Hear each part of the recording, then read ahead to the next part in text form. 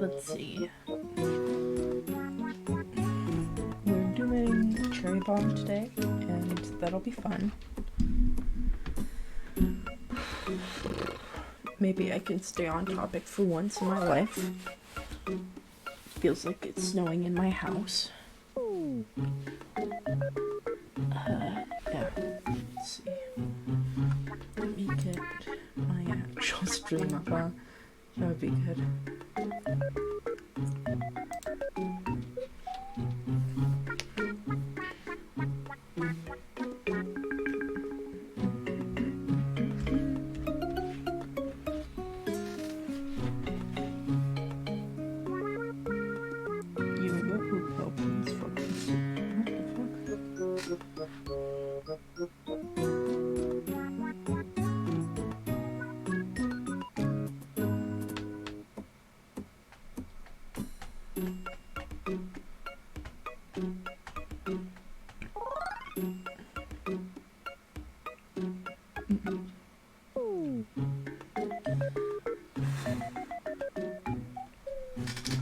Let's see.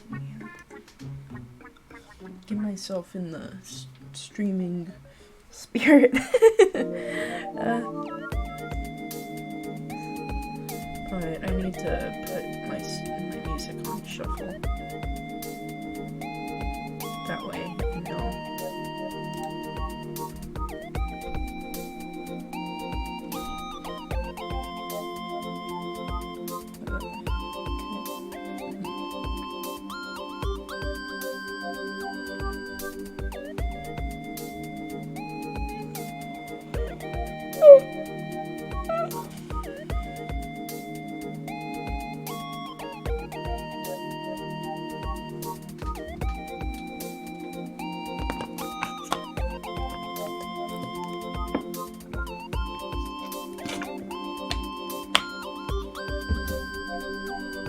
Wait.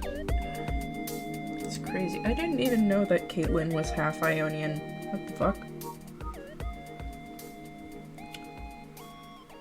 I was just confused by the British accent, I guess. It's normal.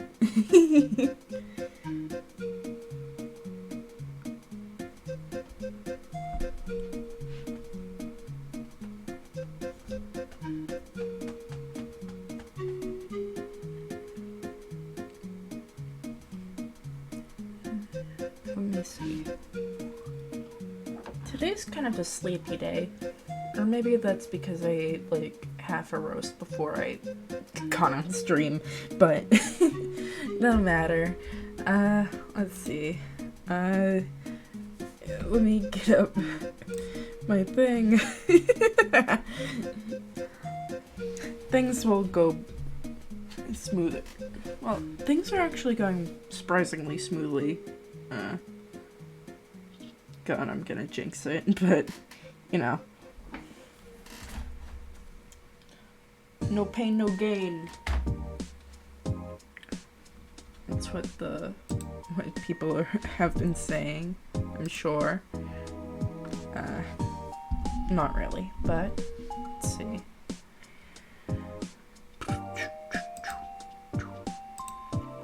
Alright. I created this a good while ago or so. So, yeah, we've got our... We should really name... Well, I guess Boof Ziggs doesn't need a name, but, most awake person in Montenegro definitely needs a name. But anyway, this cat also needs a name. Cause, like, I think that something normal sounding like a really average sounding name would be really funny. Like, this is Todd at the side of my screen. But I'm not too sure.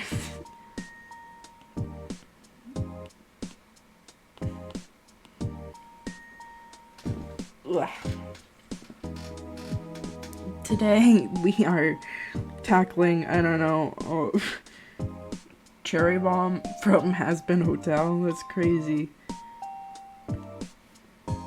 And currently this is what her design looks like, this standee here. I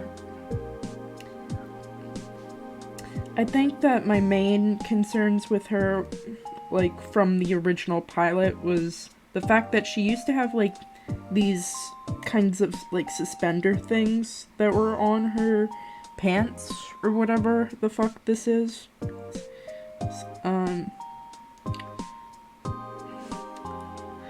And it looked like Mickey Mouse buttons, essentially, and it was really, really distracting for a character like her. She kind of, like, she is kind of supposed to be a little cartoony. I mean, she is a cartoon, but, like, I don't think that they meant to go, like, classic cartoon when concepting or designing her. Well, see, unlike Serpentious, who was originally made for the pilot, Cherri over here has been part of Has-Been Hotel since the beginning. Well, since, like, Zeusphobia or whatever. She used to be Angel Dust's daughter, and her real name was Isabel, though obviously that's, I mean, the Isabel part might not be changed or whatever, but the part of her being Angel Dust's daughter and, you know, her being an angel has been retconned entirely, so that's good. This picture over here to the left of me is of a semi-canonical Instagram post or whatever. I should really tone down everything in the back here.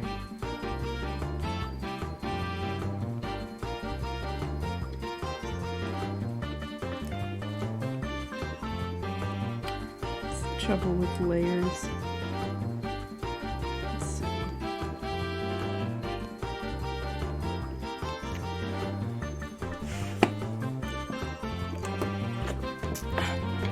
Hello there, Caravan. And yes, Cherri did have an Instagram account. It was called Bommin' Bitchin' Babe, I believe.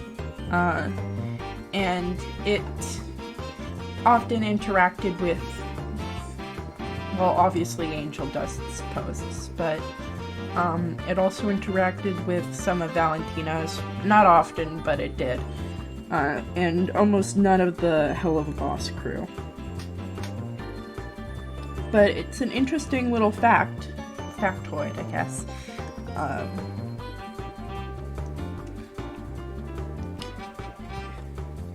Really, what I'm gonna be doing is trying to make sense of this design over here. 'Cause I really want to see everyone's general consensus, but what do you think, like, this is supposed to be? Really take the time to think what this right here is. Because it's confusing. And I think I have the answer, but I want to see what your ideas are on this, because I think that a lot of other people would probably be confused about it too.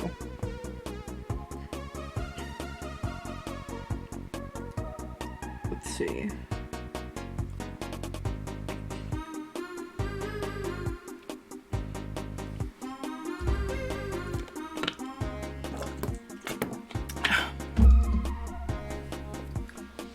Oh, also there's acid in the Ohio air now, which is great, because I live right next to that chemical spill. Like, I don't live exactly in eastern Ohio, but it's like... And it's like downwind from us, so we aren't getting all the fucking hydrochloric acid that's in the air, but like still, it's weird that I just keep on running into like nuclear bombs wherever I go for some reason. It's really strange.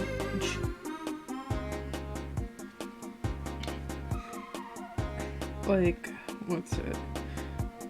Like, last year we had the Florida hurricane, and that's why, like, I'm up here to begin with, but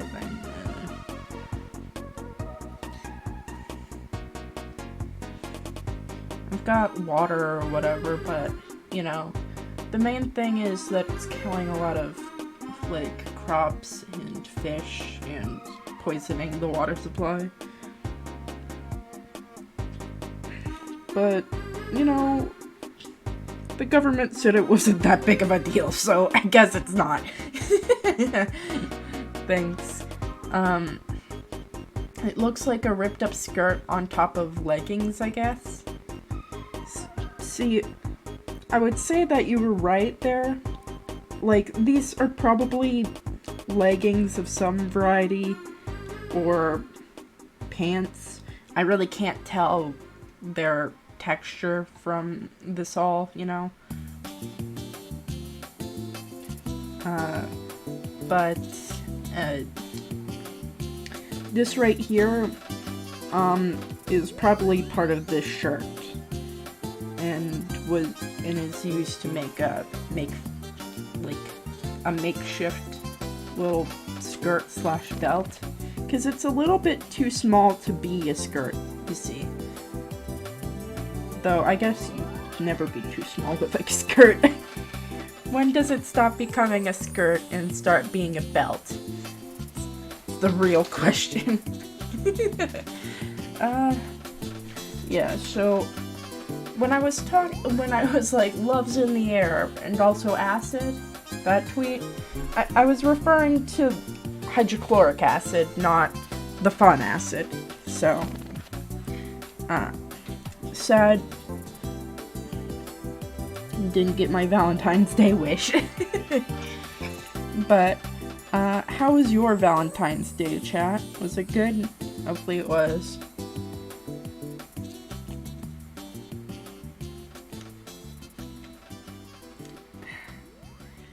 Cherri's hair takes up so much real estate on her. It is crazy. Jeez, that's terrible.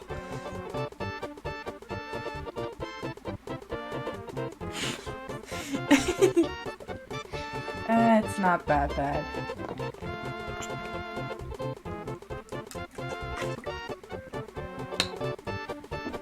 Uneventful, but also a little bit embarrassing for you. Sounds like Valentine's Day in a nutshell, in general. Though, whenever I thought of Valentine's Day, it was never really about the love, it was about the day afterwards where you've got the half-price chocolates. But really, it was about how many, like, because I lived on a small island, you see, and the roads would just be, like, packed with, it would be just deadlock traffic. It was crazy. Someone dropped a Valentine's gift in front of me while I was walking to class. Ooh. And I'm guessing what happened is that you thought, oh, just like thinking about that is giving me a little bit of secondhand embarrassment. Though, it's probably not that big of a deal in the grand scheme of things. Let's see. But yeah, deadlock traffic is the main thing I think about when I think of Valentine's Day, because people would, like, line up to go to shops and restaurants during the day or whatever, right? Because I guess the beach is romantic. I never really saw it like that. But people were what's it called? People never really went there during red tide, so I guess when you're local, things like the charm of like the ocean and the silly tourist traps get you. But, you know, I guess it's because I'm a little cynical to it. And, yeah. I mean, like, most things that are embarrassing to you are typically only embarrassing to you. Like, unless you did something, like, awful or whatever, or the person that you angered was, like, an asshole or whatever, then the truth of the matter is that most people don't care about most situations and probably won't think about it for longer than 2 seconds. So, yeah, that's fun, I guess. I guess it depends on how close you are with someone and all that. Because it's weird to think about how much of a footnote you are in, like, other people's lives.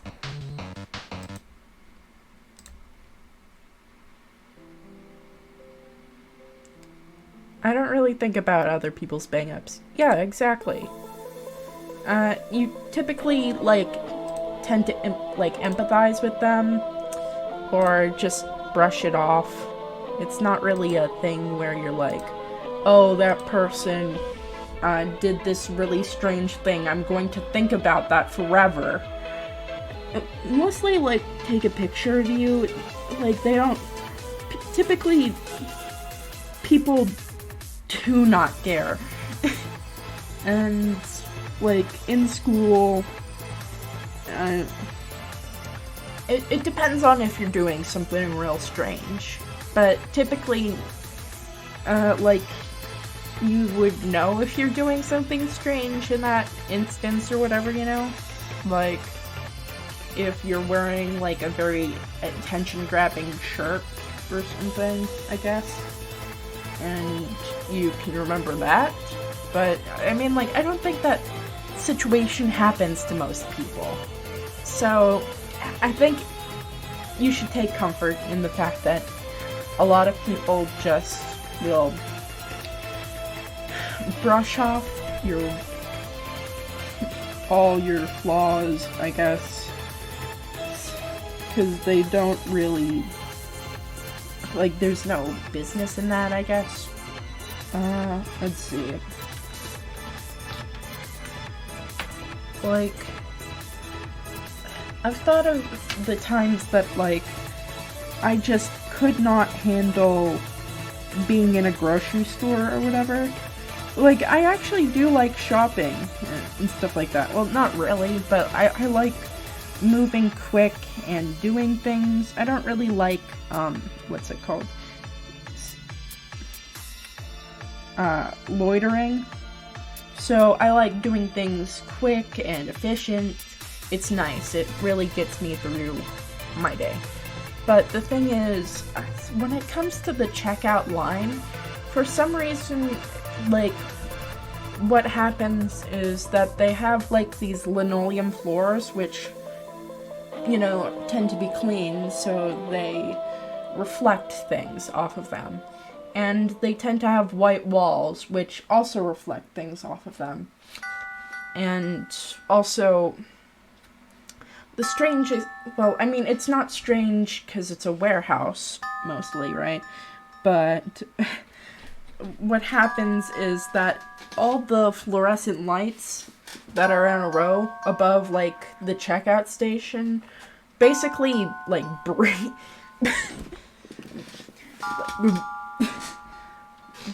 big fucking cascade light. Anyway, where is the Mario Party stream? I do not have Mario Party 2. Though, like, I could ask a bunch of people to play. Yeah, I am, like, if you read anything in that tweet, then maybe you would have, like, known, but no one does that. No one cares about the words. They don't care about the descriptions. They mostly care about, picture cool, picture funny. I never learned how to read. That's so sad, Morrow. I can't believe you made it this long without being able to read.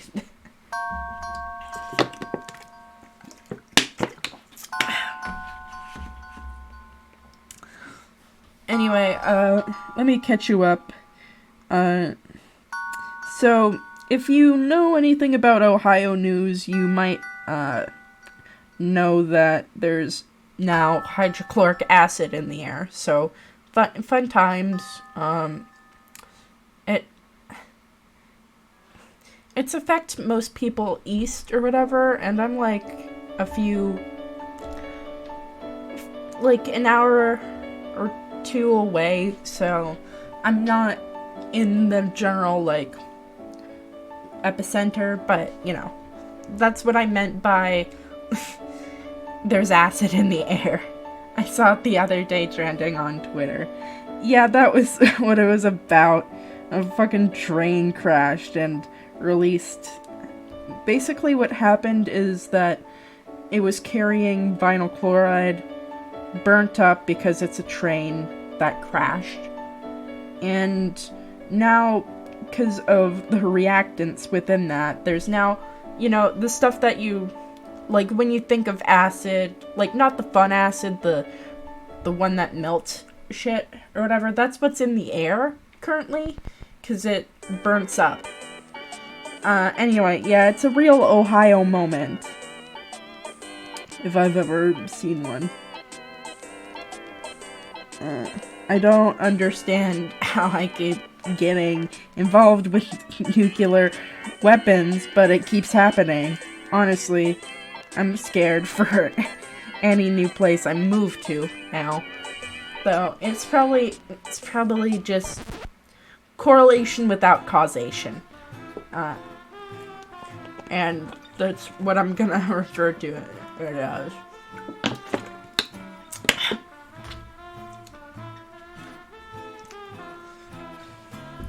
Anyway.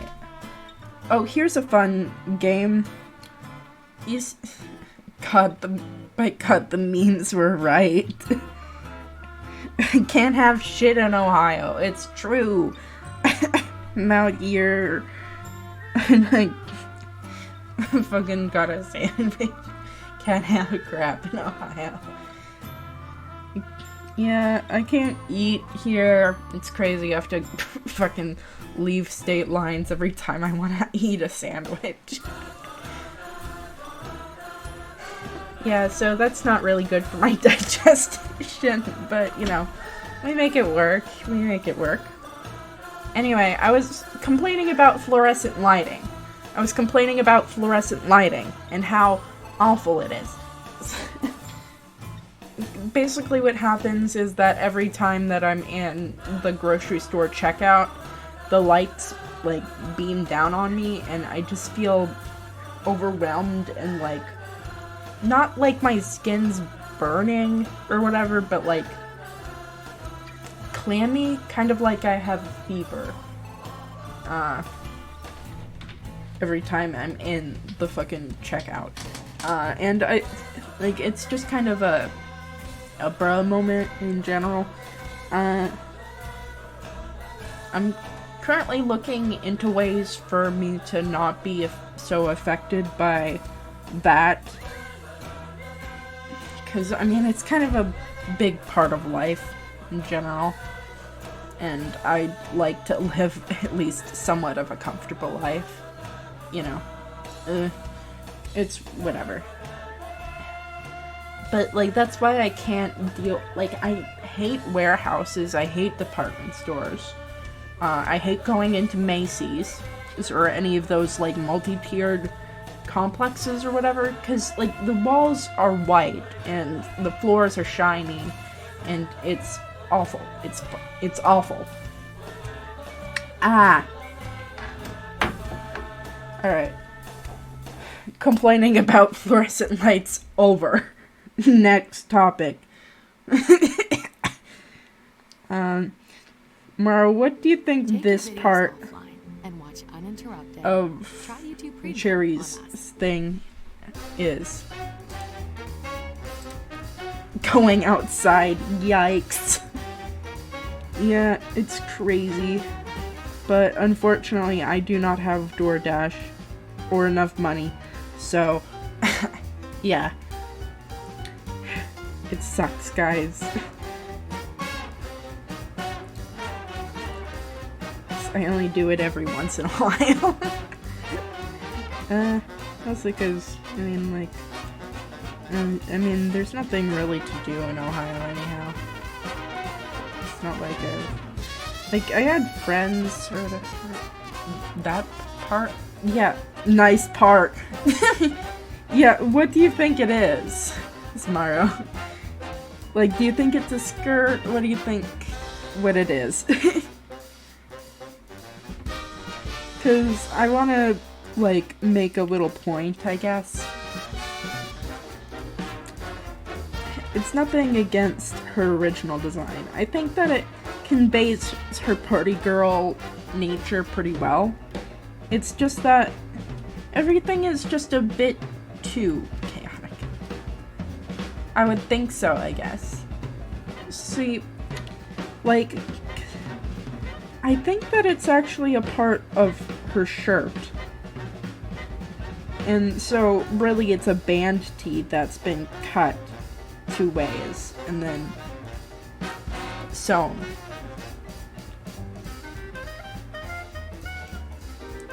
But yeah, like, there's too many, like, this is why you need strategic ripping. It's because this is hard to keep track of. It makes the silhouette a little muddy or whatever. I generally like Cherri's character, and she's a lot better, like, once you get the full context of Angel Dust as a character. Though I wish that we're probably gonna see more, like, of her herself rather than her context to Angel as a friend or whatever, right? But, you know, it's gonna be a little while. It's coming out in the summer, I think, or whatever.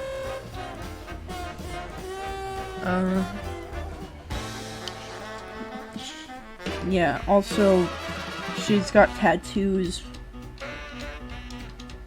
which are fun. Basically what I'm gonna do is I'm gonna try and make her more fun, I guess, because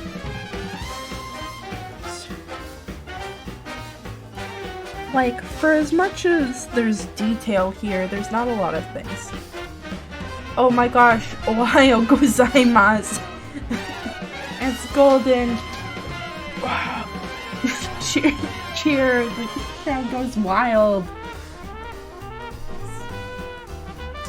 Oh, also chat, what do you think that this cat on the left of the screen should be called? Cause, I mean, I think that would be fun for a community thing or whatever, I guess. I mean, normalize being consumed by hatred. Of course. Of course. Let's see. We've drawn Cherry Bomb today, I guess. I'm gonna give her more fire, like, things or whatever. They're a real one. Only spittin' truth. So true. It's my favorite energy of little guy.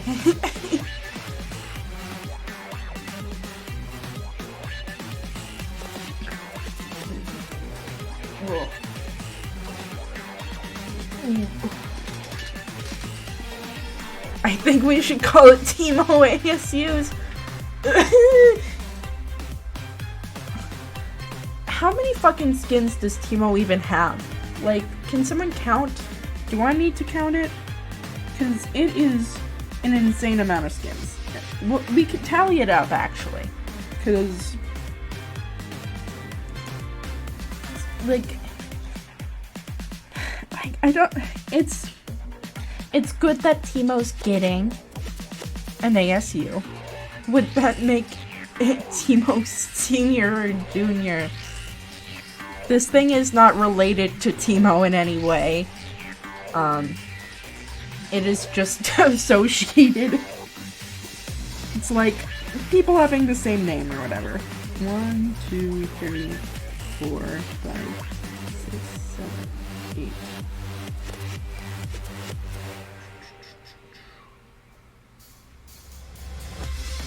Nine, 10, 11, 12, 13, 14. Teemo has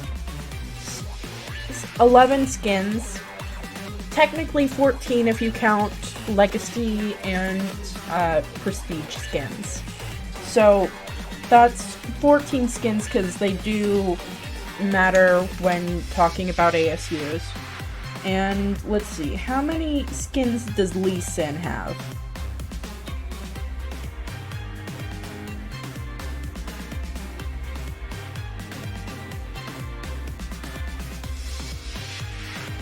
This fucking tier list, like, Ghouls is old as balls. I mean, like, Teemo keeps on getting skins. Like, he's bound to get one every year. Like, at least every year. Let's see. 1, 2. God damn it. 3. Okay.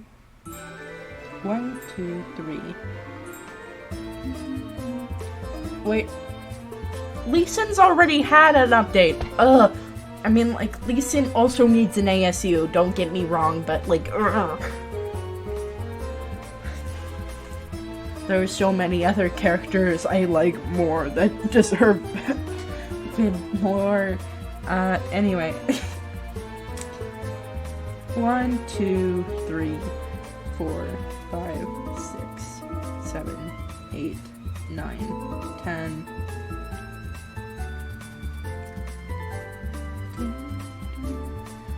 11, 12, 13. 14.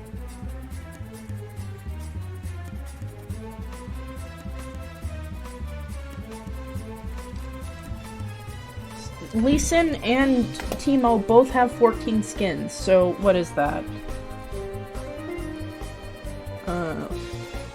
28 skins plus the base skins, which would make that 30 things that they need to do and perfect on before shipping this out and having a new character get a time in the spotlight. So yeah, that's a lot in terms of workload. 14 skins in general is a lot. Surely it won't be much. Yeah. I mean, like, it's not as much as Lux. I don't think that's... Well, yeah. I could do that in one casual sitting. Could you now? That's crazy. You have more dedication than I do, I guess. I'm giving her a leather jacket because I want her to have it. But, like, the thing is, right, Teemo isn't going to change that much, or whatever.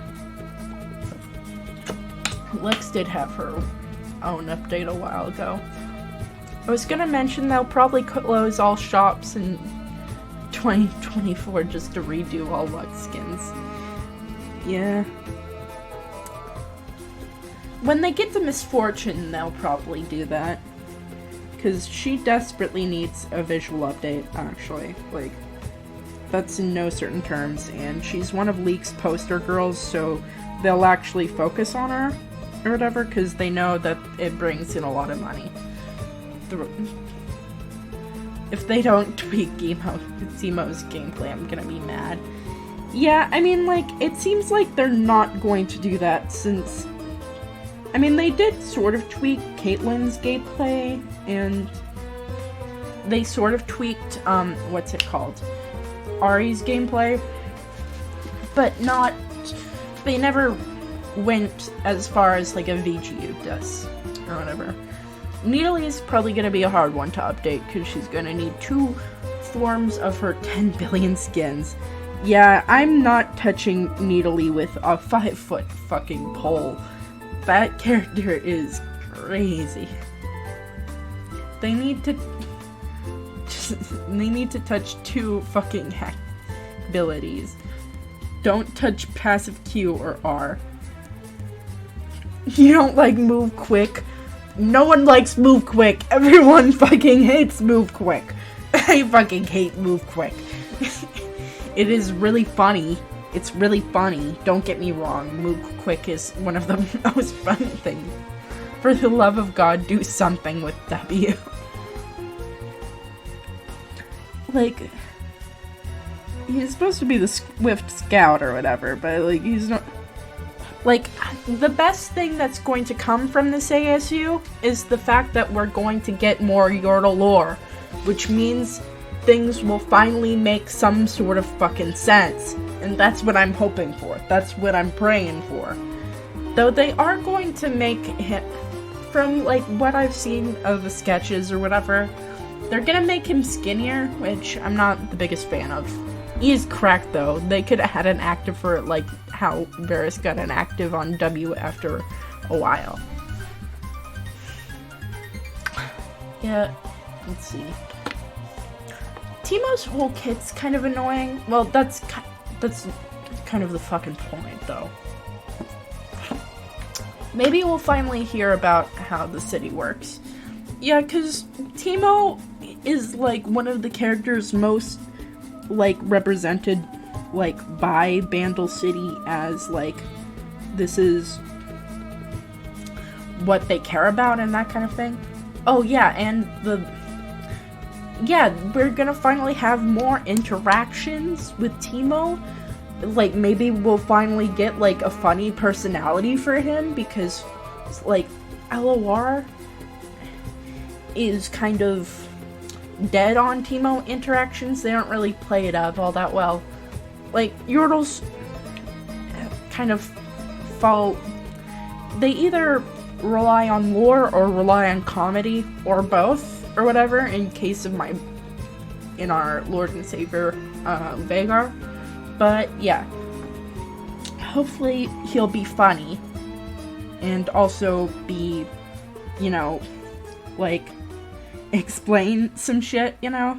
I would really enjoy that. I think that would be nice. Finally get a sense of how the city works, how Yordle society goes about that. Make Teemo more gay too. Yeah, God bless. The main thing that we can look forward to this ASU is that we can finally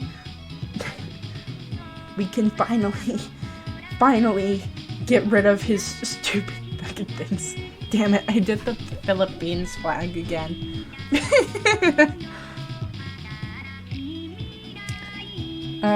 But yeah, we're gonna finally get some, like, concrete Yordle lore, because, I mean, like, he's kind of what all Yordles are based off of. Like, Teemo's, like, the main thing that's wrong with Teemo as a model currently is that he's not holding his pipe correctly, his colors are fucking ugly, and also the pipe clips through his hands, so, yeah. But yeah, we'll get a sense for Bandle City culture, probably. I think that the idea of, like, Teemo being, like, this character that, like, cares for nature, cares for his city, but also sees that, like, Vandal cities becoming more and more human or whatever would be a good concept.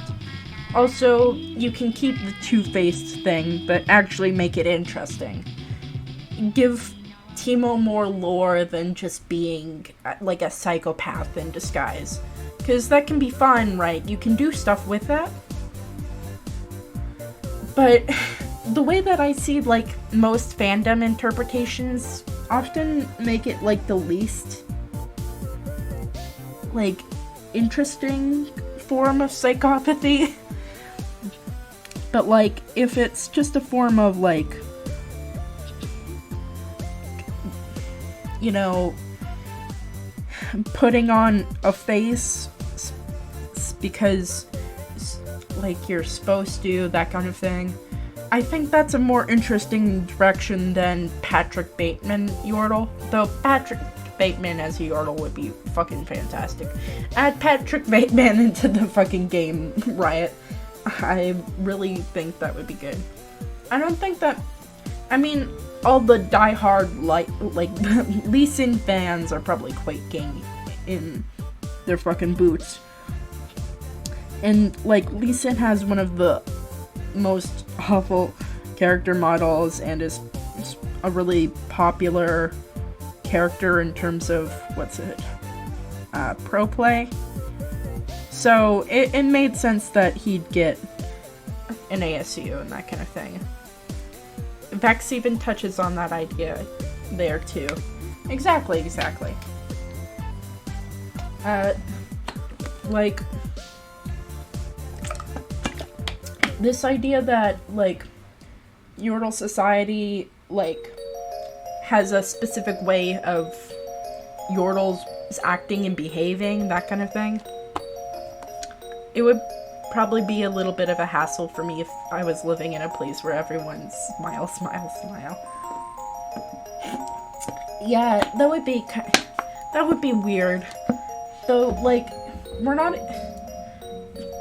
What I'm assuming that Vandal City is kind of like is, like, a Smurf Village situation. Where, like, they're basically safe in their little bubble or whatever, in the pocket of the spirit world that they call theirs. And they're mostly just kind of fat and happy, or whatever. Little rats, little guys, or whatever. But it doesn't really... We don't really get a sense of, like, what the perfect or ideal Yordle is. Maybe that's what Teemo is going to try and represent, is, like, that image of a perfect Yordle, or, you know, the societal ideal of a perfect Yordle. And, like, have him more, like, I want him and, like, Rumble to have more of a rivalry, I guess. To, like, have more than just love or whatever. If it, like, I don't even think that, like, Tristan or Teemo are really, like, viable as a pairing or whatever, but, you know, when we have rival characters, I like to think that there would be more into it than just... It really doesn't make it. Riot, we are going to improve the lore, refuses to elaborate. Yeah, kill the Tristana plot entirely. It makes no real sense. Exactly, like... I mean, like, I can get, like, the sense that there's, like, ideas of a good story there. I can feel it in my bones, right? Like, the idea of, like, Rumble being, like, less than an ideal man or whatever, like, being shorter and, like, weaker and angrier than a normal Yordle typically is, and Teemo being the embodiment, or the so-called embodiment of everything that society loves, that's a good plot hook, you know? You know, envy is a good plot hook there. And like the idea of nature versus technology and how human society and Fae society collide and change each other, that could be an interesting plot line. And I'm making this up in 5 fucking seconds. And I didn't talk about Tristana once. Rumble isn't weak, they're just Sigma. Shaking my head. Rumble is not a Sigma male. I'm sorry to break it to you, but in his current state, he is basically League's version of a fucking incel. Bring back the Rumble versus Heimerdinger subplot. Yeah, that is such a more interesting dilemma there, you know? Like, Rumble, like, and his idea of, like, superiority to humans and disliking of humans, and Heimer's, like, love and support and, like, general, like, lying nature, that could be an interesting plot thread, too. Like, Rumble can be such a good character, but they don't make him an interesting character, and they're just like, you know, what if he's now in Shurima? What if he's in fucking Noxus now, and he now does mech fights? Ugh. You don't need that. You do not need that.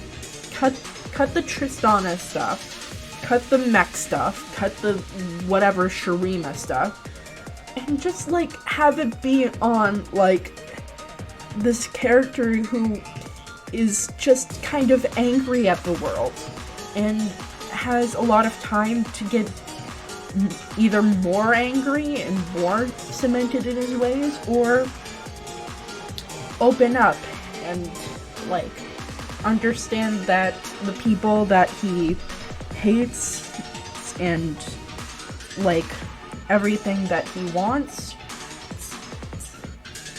he doesn't have to fight for.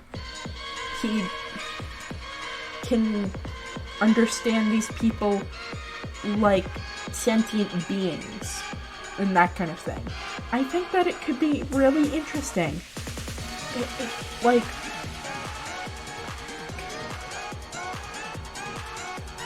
there's just so much, like, you can feel the bitterness that, like, hides in Rumble's character.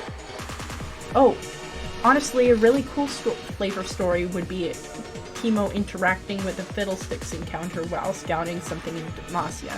It could show us about Yordle's emotions and reactions to something that existential and terrifying. Yeah. Also, I like the idea that Yordles are kind of like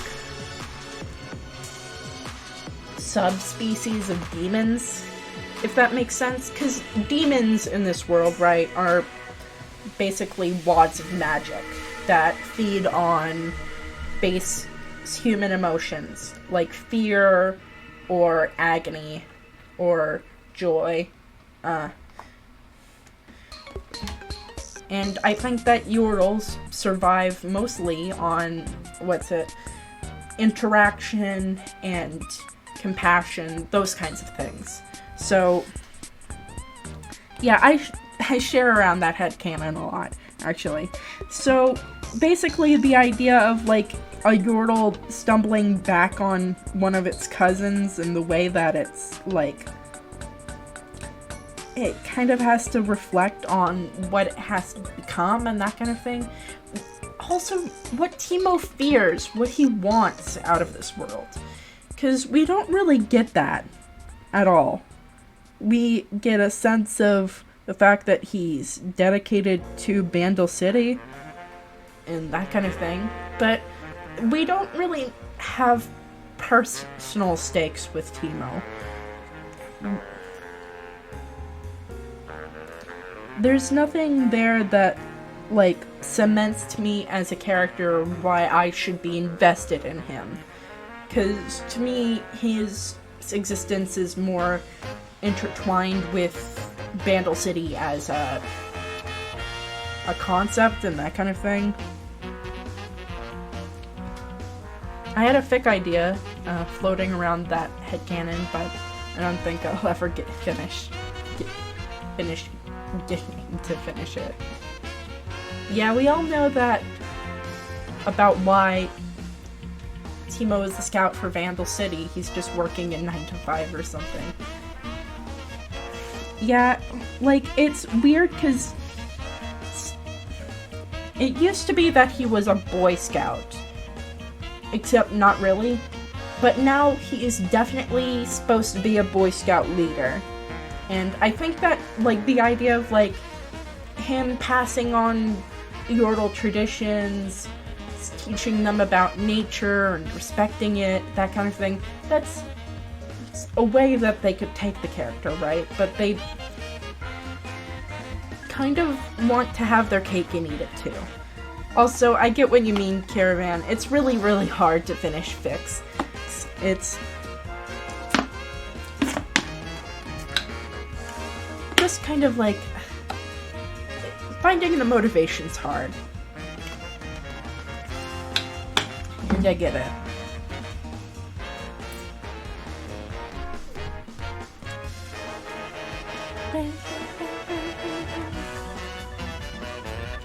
But yeah, we don't really know much about Timo or what he wants or what he believes. Because with Tristana, we get all of that, or whatever. Why she wants to protect Vandal City so much. What her motivations are. What her flaws are. Like, you can very easily put Tristana into her own solo story and have her be the main character and have everything make sense. And have things relating to her passions and her goals be well established. She is a very good character. And also her design reflects her general attitude towards things. How she's not really a trained soldier, and how she views combat more like a party, but she still takes it more seriously than other characters. Like, the main thing that we don't really get is from, like, the Vandal City thing and Vex's whole ostracization or whatever, is the fact that Lulu is supposedly hated, yet she seems like she's the perfect model of what they seem to be going for Yordles, so it doesn't really make sense. Like, it's just weird in general. I think like, Lulu's whole plotline is confusing in general, and I think that there's ways of rectifying that, but they probably aren't going to do that. Because not every character needs to be a main character, and that kind of thing, but, I mean, I feel like that kind of thing. Didn't Lulu kidnap some kids in her original lore? Actually, in her, like, current lore, what she did was she spirited away a couple of Demacian children or whatever, and turned them into, like, squills or something, and their families couldn't find them for, like, a week or whatever, and then they all came back to her, that kind of thing. Well, all the children went back to their parents or whatever, and it was all good, and it was just like a magical experience. But yeah, that's actually in current lore. That's what she did. It's just like a throwaway line. Like, her stuff is weird for, like, throwaway lines, honestly. Like, what do you mean that she's just tormenting the fucking Shadow Order? Why is she doing that? Because she thinks they're too serious? Does she have any idea of the geopolitical situation with Ionia? She probably doesn't care.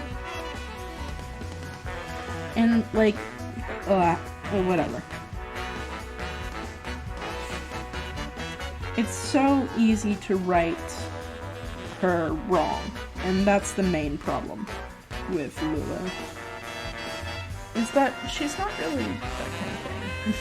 Bittersweet Lulu. Get in my van, kids, I have candy. She's just dubious. She is a dubious creature, don't get me wrong.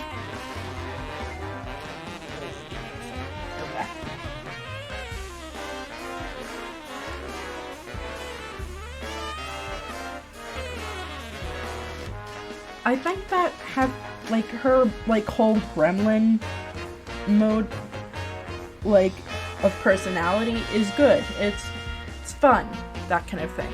Though it can fall into manic pixie dream girl, and that's a little bit like, it feels like such 2000s humor that's just like left over in the game of like lol, so random. And I mean, it just like, I feel old when I hear some of Lulu's jokes or whatever. Even the ones that are like currently in LOR or whatever, like that tasted purple. That's like a signature catchphrase of hers, and it probably won't ever leave her side. I think that like people would crucify Riot Games if they removed that, right? But it doesn't shake off the feeling deep in my soul that like makes me wither 10 fucking years every time I hear it, okay? Let's see.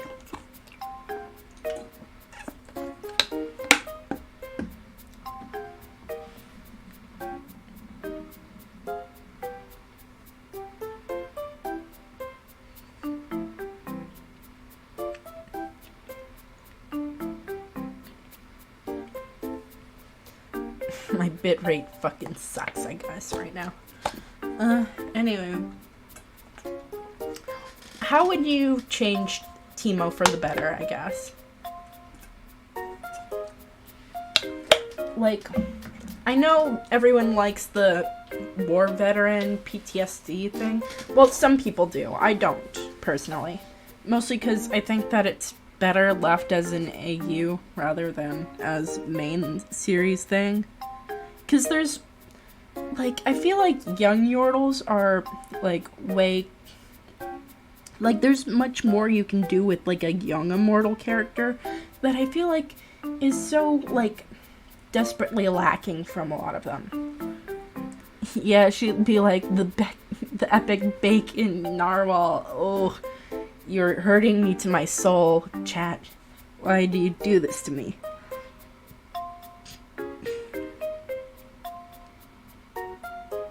Anyway, yeah, so, like, the idea is, right, like, Vex is, like, basically a teenager discovering that she's immortal, and that everyone that's not her family is going to eventually wither and die before her, and she hasn't understood that she's not indestructible yet, but she's lacking the wisdom that comes from years and years of, like, outright being immortal or that kind of thing. Like, you can feel a certain tiredness to Poppy that you don't get with Tristana.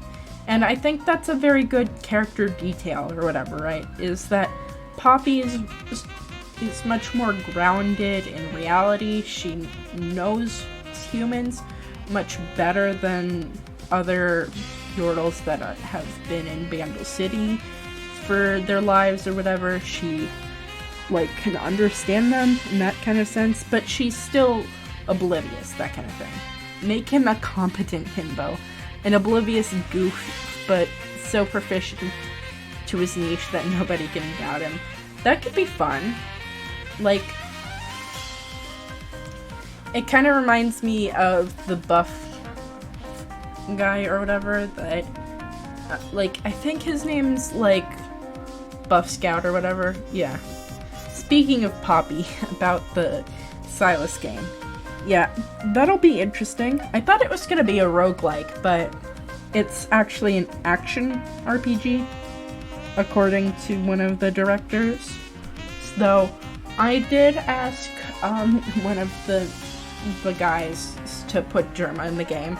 It's not going to happen, but they could try. Please, please do it. I think that the Silas game will be nice, though I hope that they don't. I really, really, really don't want Silas to fucking. I don't want Riot Games to both sides the situation. I really don't. Because it's such a, like, slap in the face. Anyway, yeah.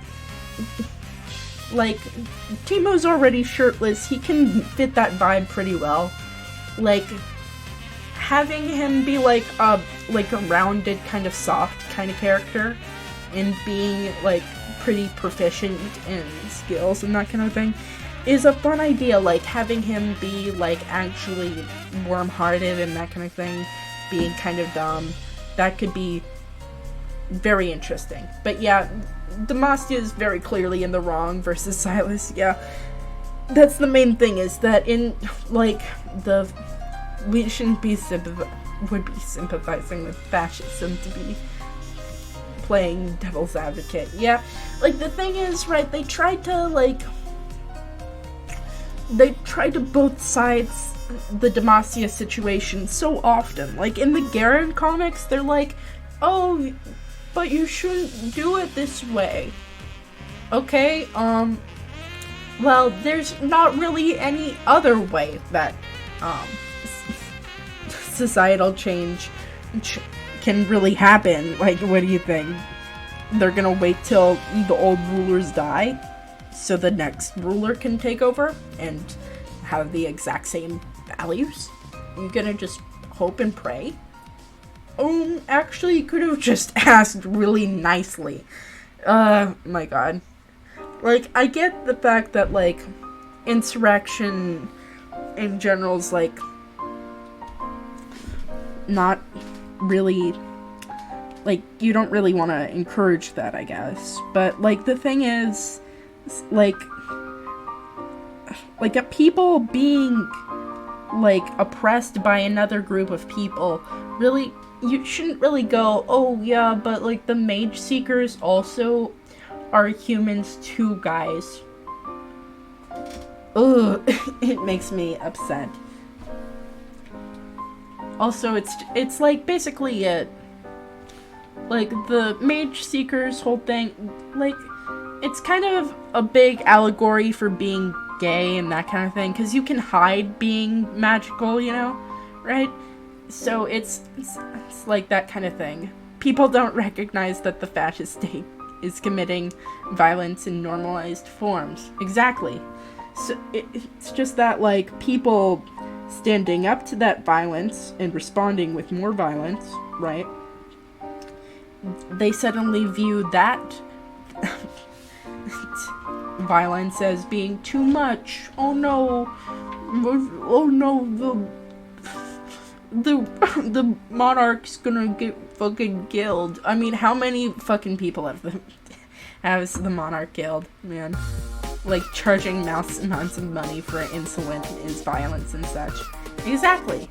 Like, just because you don't do it with your own hand doesn't mean that it's not violence. It's still awful in every respect. It's just the fact that, you know, people just kind of deal with it, because, I mean, there's no other way in, like, current society to get there. Waiting for the gays with powers uprise, IRL. Yeah, that would be fun. But unfortunately, I'm just kind of stuck over here with my hydrochloric acid in the air. Maybe it'll give me superpowers. I don't know. Start of a superhero origin story. So, I moved to Ohio. Nah. But, yeah.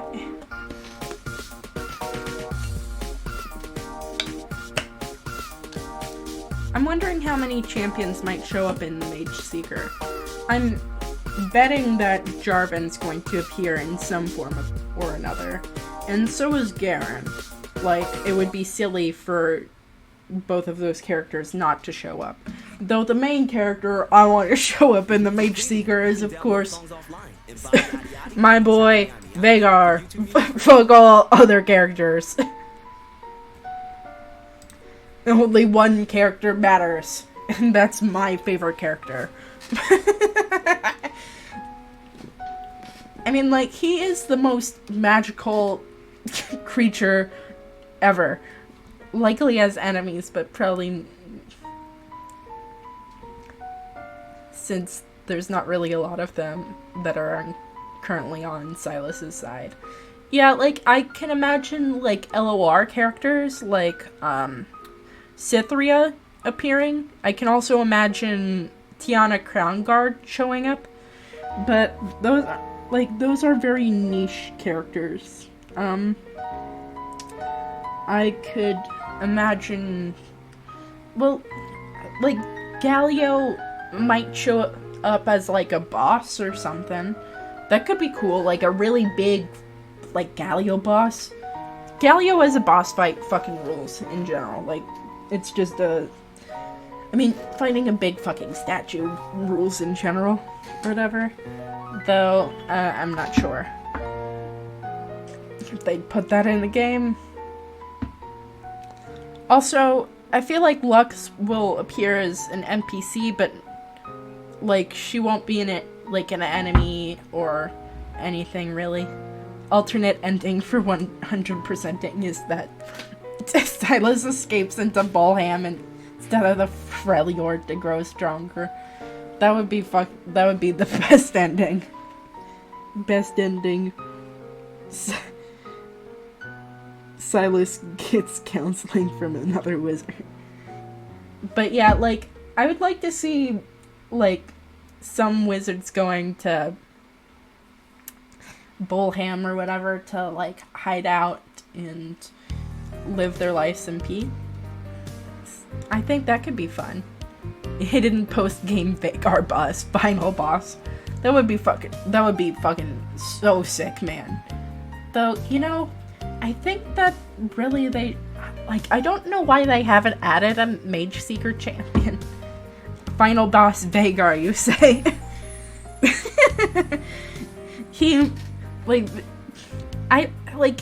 In the case of, like, this game in specific, I don't think that he would be, a good candidate for a final boss, but, you know. But that's mostly because of the sides that people are on and that kind of thing. Though, maybe if you put, like, one bad, like, dialogue choice or something, then it starts up the fucking battle. That would be so funny, actually, as if you were like, thank you, Veigar, you really helped me out there, you're a real hero. He gets mad, the final boss music starts playing.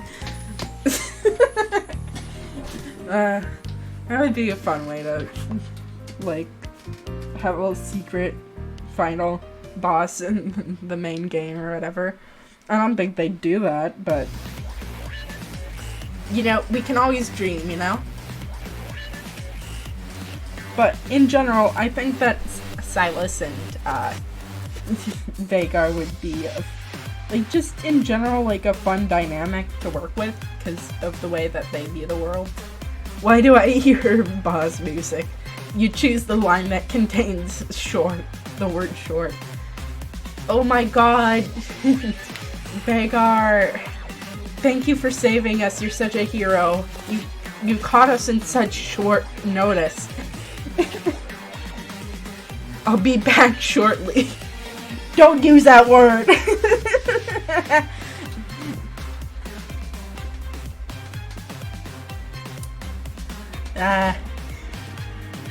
I love him so much. He's so fun. You can read Veigar's literal fucking diary. You know, that would be a good merch item, is to have, like, a readable Veigar diary. I would pay good money for a Veigar diary. I would also pay good money for a good Vagar figurine, and also a good Vagar plushie. I would love that. I would kill people for that. I would kill people for lots of other reasons, of course, but that's in a video game. In a video game, I would do that.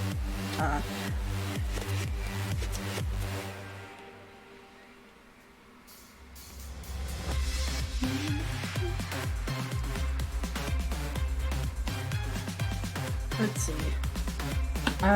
We've got Song of Nunu that's gonna come out too. I would pay good money for an actual living Vagar. That would be, I mean, like, I would pay good money for that too, but, like, I feel like he would destroy our world. And, I feel like he would destroy our world in, like, a matter of seconds after someone's like, what is this short fucking thing in your house? And then your fucking friend's dead. How are you gonna explain the scorch marks to the police? Or the big fucking hole?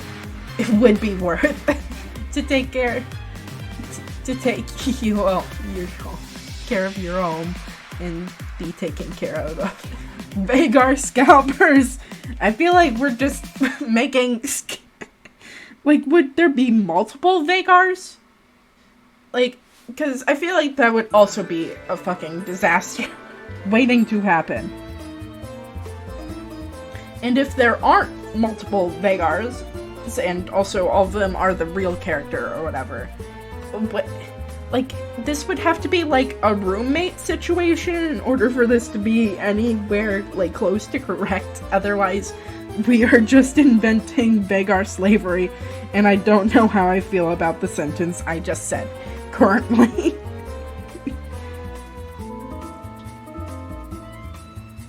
But my Vagar can beat up your Vagar.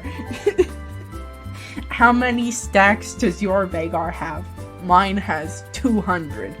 Which isn't a lot, but, like, I'm not very good at takedowns, so, like, you're just gonna have to deal with that.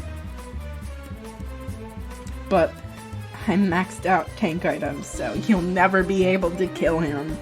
Fuck you.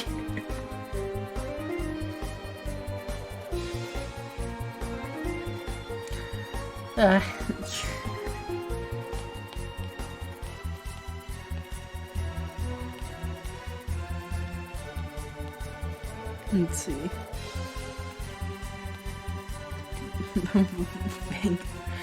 Invents Pokemon. Invents Pokemon that can talk to you, specifically. I feel like we're inventing, like, it's kind of like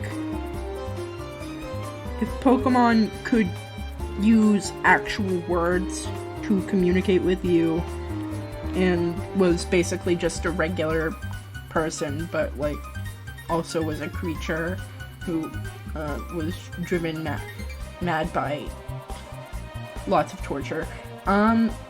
Anyway, let me see. How do you think the drawing is, chat?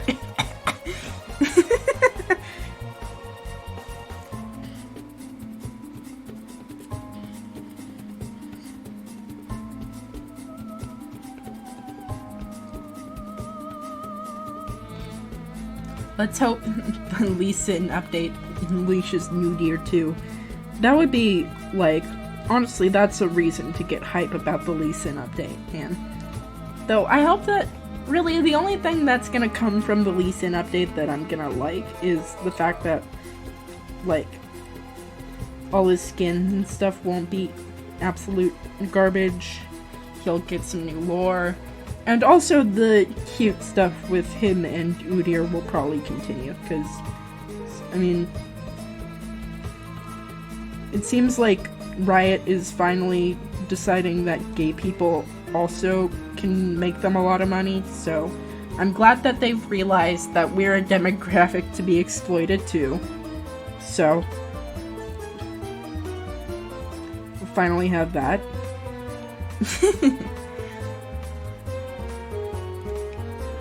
Meta, can you show us what's the top layer? This is the top layer. Do you mean the bottom layer?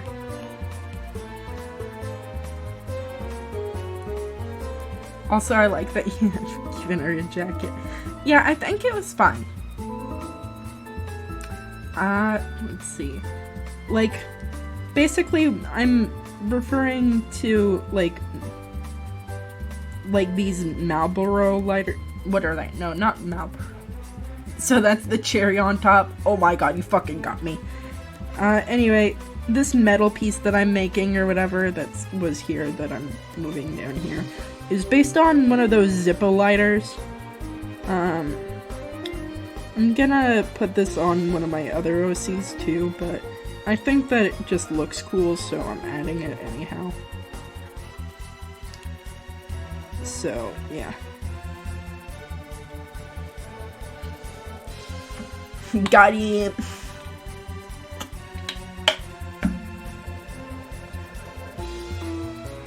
Anyway, I'm not even really sure what Lee Sin's lore even is. I've never really thought to look it up, particularly.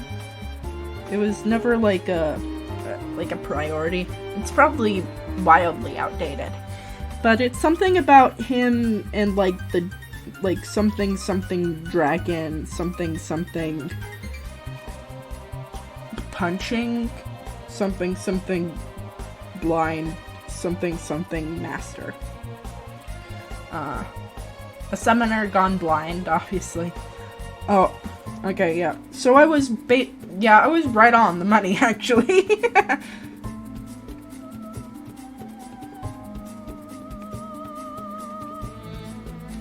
I can't believe that was so accurate. I'm glad that all my training has led up to this moment. I can't remember if he actually immolated himself or if that's old. It might just be a piece of old lore or whatever, because, I mean, they do change character bios every once in a while to fit certain things or whatever, that they won't change other things because they don't care about certain characters that much. But yeah, I think that my favorite Lee Sin related thing is when he's interacting with Fizz, because I think those interactions are just really fun, where like Fizz is like yelling out to him and he's like, "I'm blind, not deaf, you idiot," or like, "I take no pleasure in harming a child," and Fizz is like, "Me too, I'm at least twice your age," and that interaction goes fucking hard.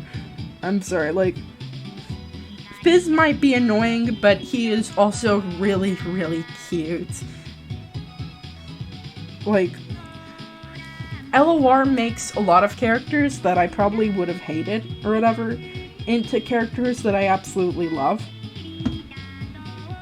And that's the power of good old-fashioned interactions, man.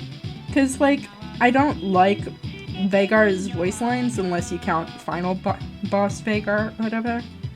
But, like, Veigar and LOR just completely fucking steals the show. He fucking runs away with the game, honestly.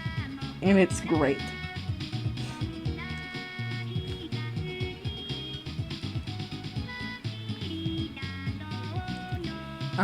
So, yeah. Fizz is one of those characters where I'm like, I get why people like this character. He may be, like, really annoying to deal with in game or whatever. I like the ones he has with Poppy. Oh, I haven't really... Let me see. What is the interaction?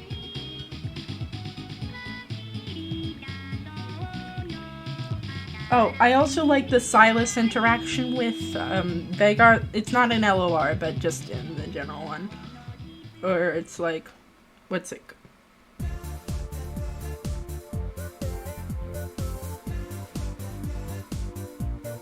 What's it called?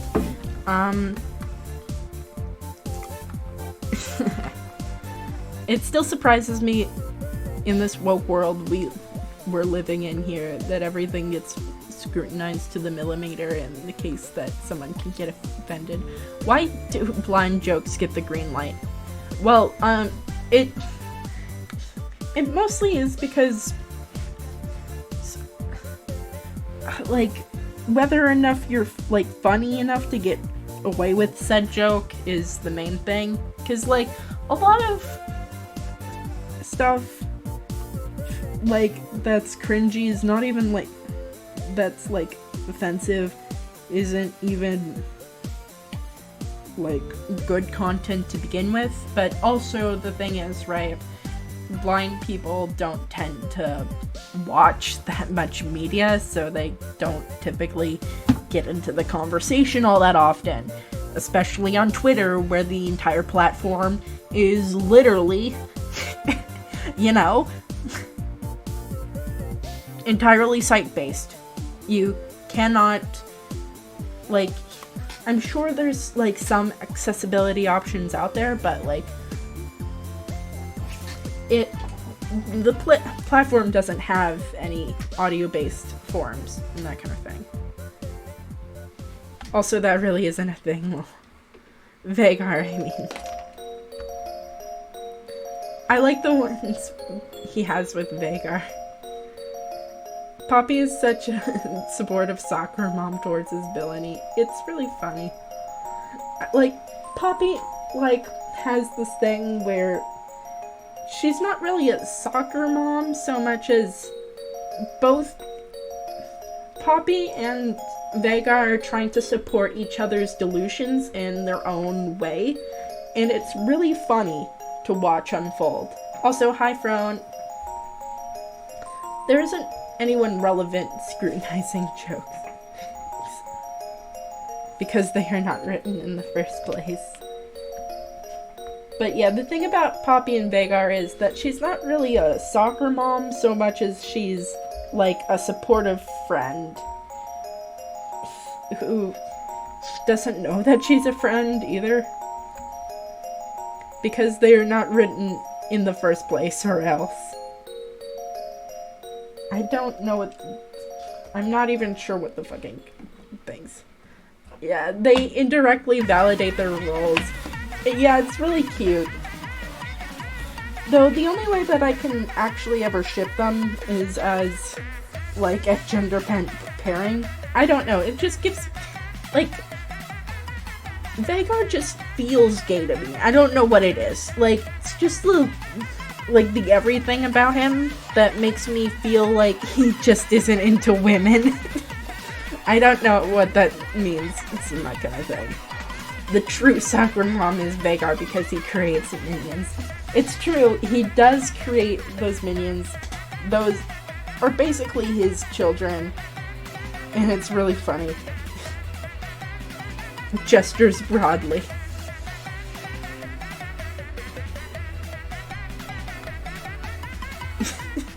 Thanks, guys. But yeah, constructs are fun. Like, honestly,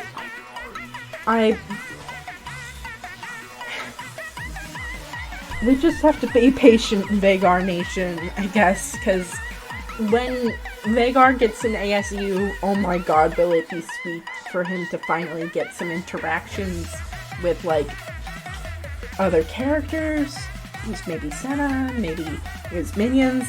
Like, there's so many possibilities. He's such, like, he's a character filled with, like, intense potential, and I feel like Riot just doesn't understand, like, the way that I understand him.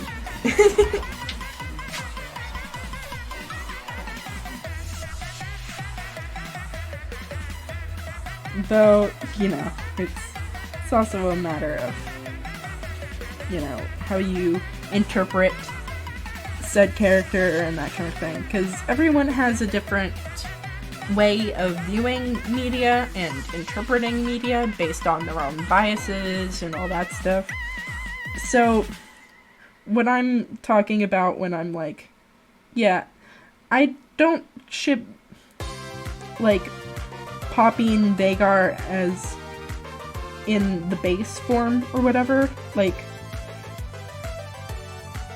because the vibes just aren't there to me or whatever. Repeat for the other 2,000 champions, and then you got the whole league fandom. It's crazy. Same goes for the portal tree. Imagine Nation is open, some crossover portal. That, yeah. I mean, like, there's so many, like, ways, like, that there's just so many plot lines and easy shit that Riot can do that they just don't seem to, like, understand what they have on their hands. They have a lot of characters that a lot of people care about, and it's sad that they don't understand the gold mine that they're sitting on. They understand that they have a gold mine with some characters, though I don't think that Kai'Sa's really much of a gold mine, if I'm being real. So, like, I don't know why they keep adding her to stories. Please stop it. I don't care about Kai'Sa. She's not even, like, politically relevant. She's just part of the Void storyline. Like, I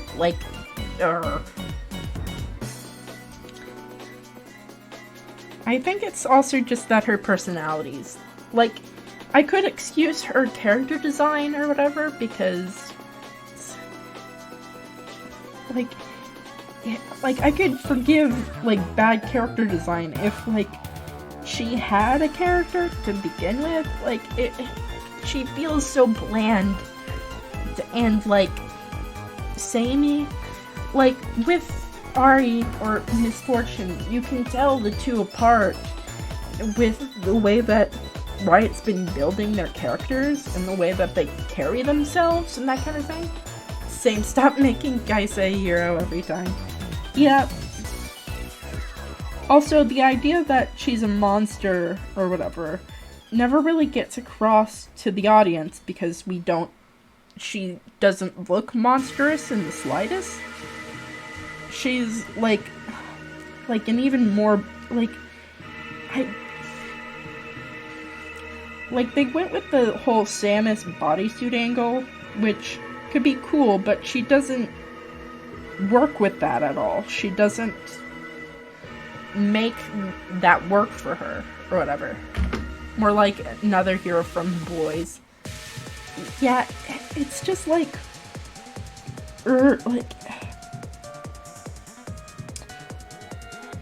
with, like, Miss Fortune, we had, like, a similar situation going on of, like, that was just another piece of eye candy to look at or whatever, and her base design really communicates where their focus was. But with the event of Burning Tides, they made her into a character. They developed her and gave her, like, motivations and a backstory and, like, clear, defined flaws in them or whatever, yeah? Like, Miss Fortune isn't, like, her, like, Bilgewater is just such a good story, place in general, and I think it's really cool to see, like, how she plays with the politics of that specific setting, or whatever. She was done so fucking dirty in, like, the fucking visual novel that came out during the Rune King thing, or whatever. But, like, for Kai'Sa, or whatever, what are her flaws? Tell me, chat, what are her defining flaws as a character? Why do you think that she would be an interesting protagonist? What, like, because it seems like her flaws to the writers is that she looks like a monster or whatever. And, you know, you don't need to have, like, a ton of flaws to make a character interesting. You just need to have something that makes you interesting, like, interested in said character or whatever. She doesn't own an air fryer. True Golden. She does not own an air fryer from what I can tell. Veigar does. Veigar probably owns an air fryer, and that's why he's the best one. Even Vox Machinima has more development on characters like Grogs. Yeah, it's just like, with a protagonist of a story, you're typically going to be with them the majority of the time, and typically what you don't want to see is like, oh, I'm like a little bit scared, I'm kind of meek and now I'm gonna become a badass, or I'm gonna become more confident in myself. That can work if that's what you're really pushing for, if that's what you're really going for, and that's what the story's about, but it's not. I do like that Kaisa has voice lines in game where she thanks an ally, because she's not canonically used to people having her back. Yeah, that's cute. Like, and I wish that we had more of that, you know? We had more characterization like that. Like, you could make her a shocked soldier type, but you don't. She's not. She's... girl? Question mark? Like, you've got vague trauma here and there, but, like, you don't get, like, the sense of anything. You don't get the weight of anything. Like, there's nothing for you to care about in terms of that, or whatever. But, like, that kind of thing. So does Rel.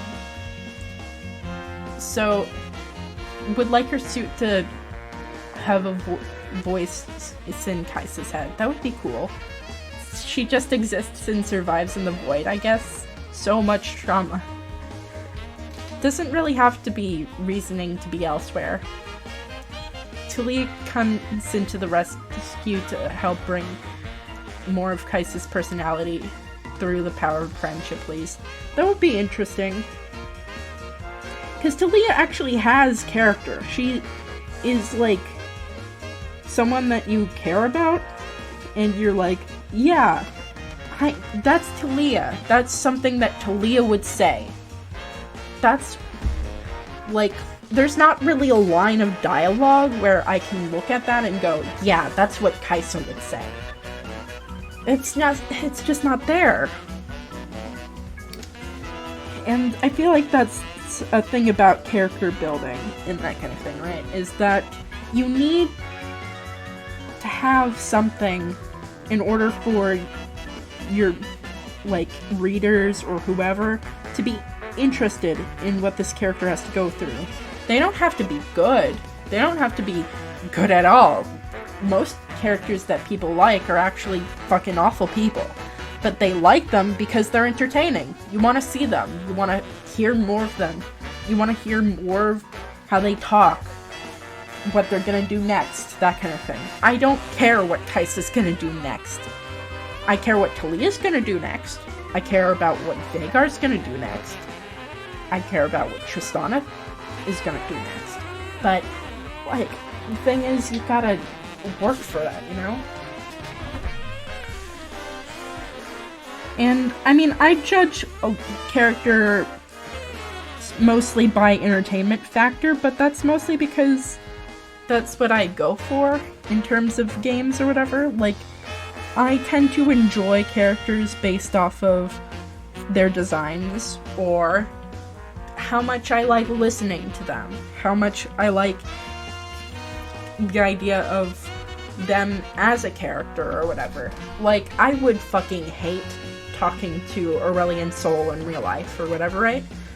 But Aurelian Sol is really, really fun to listen to. And that's the main difference, right? Like, I care about Veigar. And, like, they didn't really have to do all that much to make me care about Veigar. It's just that he's really entertaining as a character. He's so charismatic. There's so much, like, that's exactly what he would say. That you just kind of have to, like, go, yes, that's what they were going for. That kind of thing. It's kind of like how you can see when a character is mischaracterized, or whatever, right? Like, have you ever seen fan art where you're like, or fan fiction where you read it and you're like, this character wouldn't fucking say that, right? That's kind of like what you kind of want in a character, right? Like, of course there's gonna be AUs and stuff like that, of course. I mean, like, League of Legends is all about really alternative universes at the end of the day. That's what skins are. They're alternative universes where they use the characters as bases for different stories. Because they want more money. And also it's fun to think about. Right? And I think that that's why it's really interesting, right? Like, Seraphine became so much more interesting with the introduction of lore, like LOR and that kind of thing. She used to be really bland as a character, and really confused, too. But with the introduction of things like her father and her rival, who she most definitely kisses, you understand her better. You can want her to succeed more. That kind of thing. Like, Vhagar probably wants to fucking destroy the world. Not really, but, like, you want him to succeed. Even if that goal is bad. And that's the power of good character writing, in my opinion. Of course, some people don't have to agree. I mean, that kind of thing, right? After other, I thought I would never want to hear Samus talk again. But then in Dread, she literally speaks 7 words on a fictional language, and I was so happy. Exactly. Because that was the character that you wanted. And she was conveyed really well. Even though she didn't really do much of anything. And, like, that's the kind of joy that, you know, is important to a lot of people. If it makes the little guy happy, then yeah, go make the world go kapow. Certified little guy. Vhagar is a certified little guy, but we can't make him say that. You can't say that in front of him, unless you want to die yourself. Though, chat, if you are considering that, please seek help. You're never alone. That kind of thing, I guess. But yeah, character enjoyment to me is that, in a simple word, or whatever. Like, there's a lot of characters that, like, tropes that I enjoy that certain others, and maybe some of you don't like. And that's perfectly fine. But I'm never going to invalidate that or whatever. And I'm sure there's Kaisa fans out there. And honestly, I'd love to hear their reasons for why they like that character. Maybe then I'll start to like that character as well. Like, I didn't really care much for Garen at first, really. But one of my mutuals really cares about Garen, and it makes me like Garen just a slight bit more because of that, I guess. I think a Seraphine music battle against the Darkened Harp would have appealed to players that traditionally disliked her. Some sort of story like that'd be cool. Yeah, honestly, that's what I thought was going to happen, but I'm not really a big fan of the Darken saga that we got. For my Hearth and Sword, always for Demacia. Garen's definitely gonna be in the new Silas game. That's, like, almost an unmistakable fact.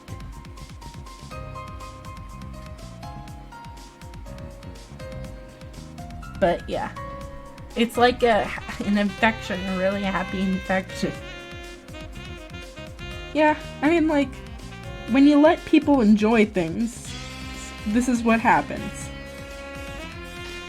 You enjoy things too. What a crazy coincidence.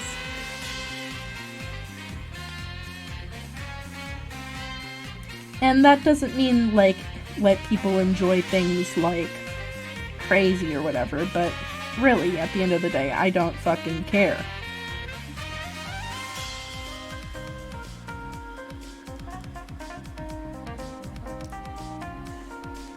Speaking of characters you might like, I feel like you would explode around Ronnie Elden Ring. I should probably, like, look more into her, but the only exposure I've gotten to Elden Ring is from fashion tutorial guides on Elden Ring, like how to make your character look good in Elden Ring, boss speedruns, and Jerma playing Elden Ring. I haven't really gotten into the lore. Don't normalize enjoying things. I will both normalize being consumed by hatred and normalize enjoying things. Spreading blorple love everywhere. Cool witch, very portable. Very portable, you say? Crazy. Let's see. I'm gonna take a break just in a little bit here. Since we're finished with the line art. And I'll be back with some water because I have ran out. Anyway, maybe we can actually talk about Cherry Bomb. But honestly, that's kind of boring. Nah. Alright, see you in a little bit.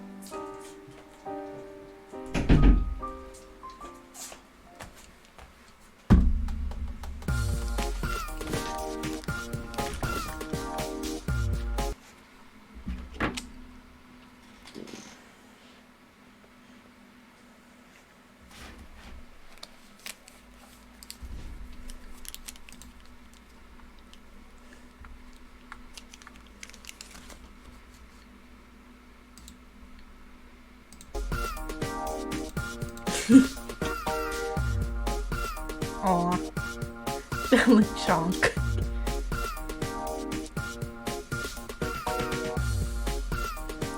It is one of the best Nemons. Chunky.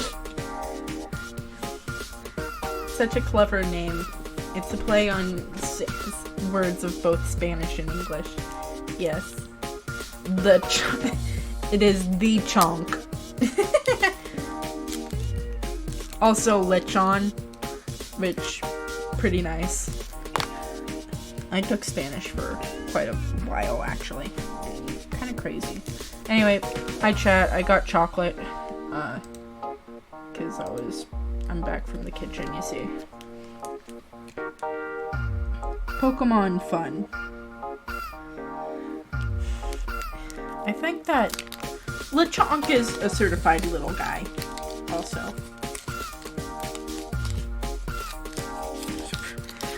What are those initials? CGL?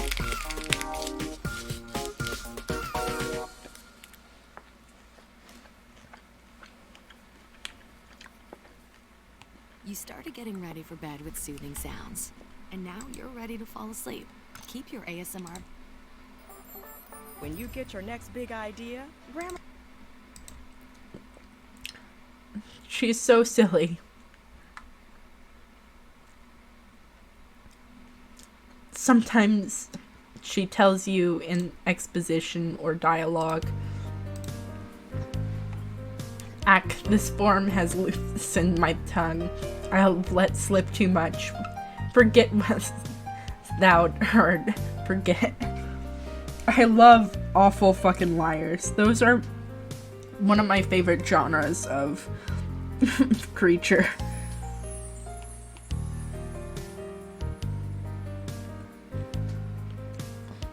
Favorite genre of creatures include certified little guy,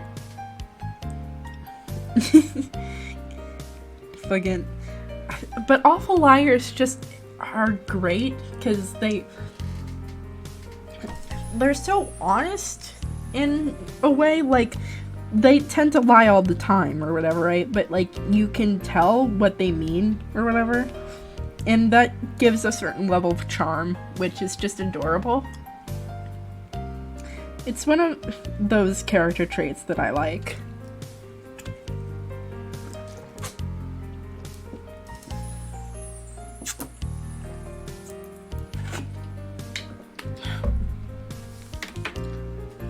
Also, I like that Silas can, like, immediately identify another fucking prisoner. Like, what the fuck is that?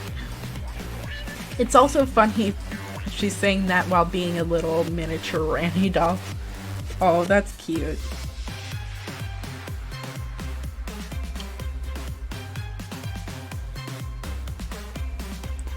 Let's see. I'll have to look up the miniature Randy doll. I've been really into Fear and Hunger, specifically the second game, Termina. Am I actually a good enough gamer to complete those? No, and I don't really recommend it to anyone at all, really. They're not really games that you're supposed to enjoy, if that makes sense. But I think that I've talked about Fear and Hunger before. Anyway, it's a good game. You should give it a shot. Well, if you go ahead and, like, if you're okay with all those disclaimers, which you should really take seriously. Miniature doll big wolf man bodyguard. Fuck yeah.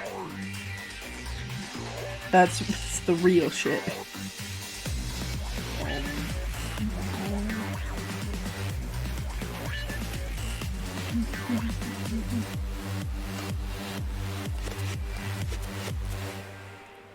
I don't know why it's always miniature things plus big wolf, but it seems to be like a combination that happens quite a bit. I'm not complaining, but it's good. Anyway, if you really like extremely difficult RPGs, but not in like the traditional way, give Fear and Hunger a shot. Though obviously the warnings really, really are not to be ignored. They are very, very much in that. Also, very dapper and polite blacksmith advisor plus his uncle figure. Actually, yeah, I think that one is pretty common too.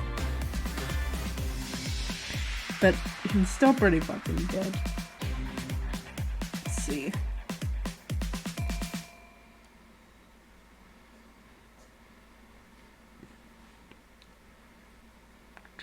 Showing up on the first page of Google might not.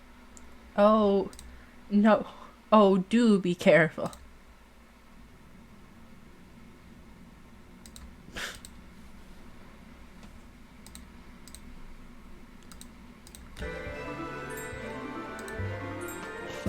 Wow, that game looks fucking rad. Did you actually search it up, Maro? It really is rad. Like, it's just that you have to, like, it's really, really fucking difficult. Like, insanely difficult, and it's fun once you know what you're doing, but like, you should probably watch guides before you actually step into it.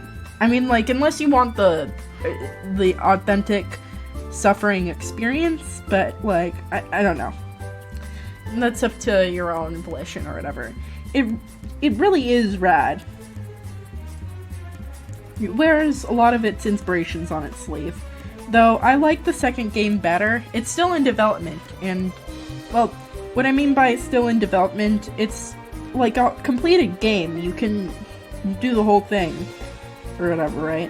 But it's always being updated, is what I mean. It's made by one guy, and it's really cool.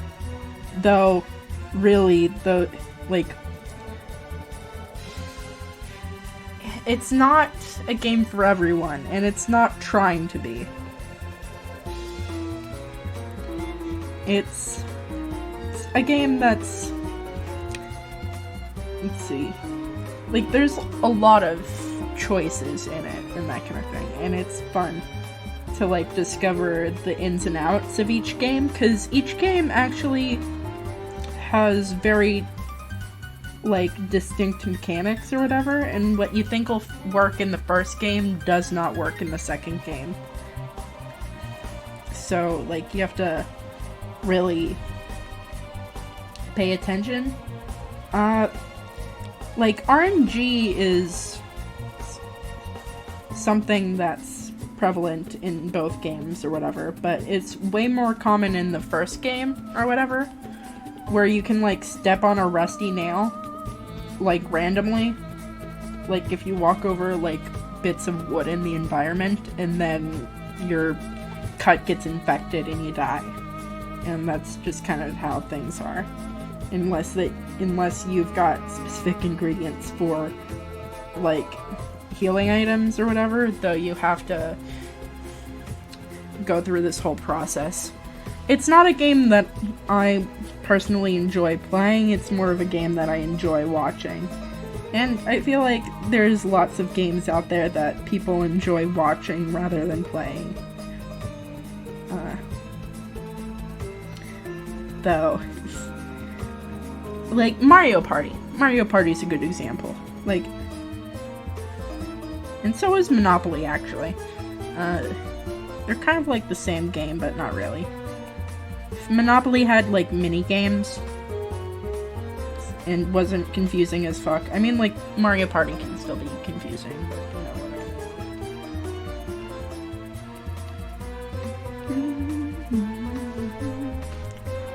Let's see.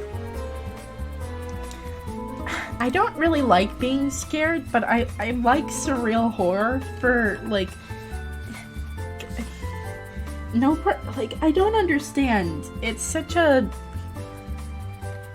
a weird backwards thing in my mind, I guess, because I really don't like being scared, like, at all, really.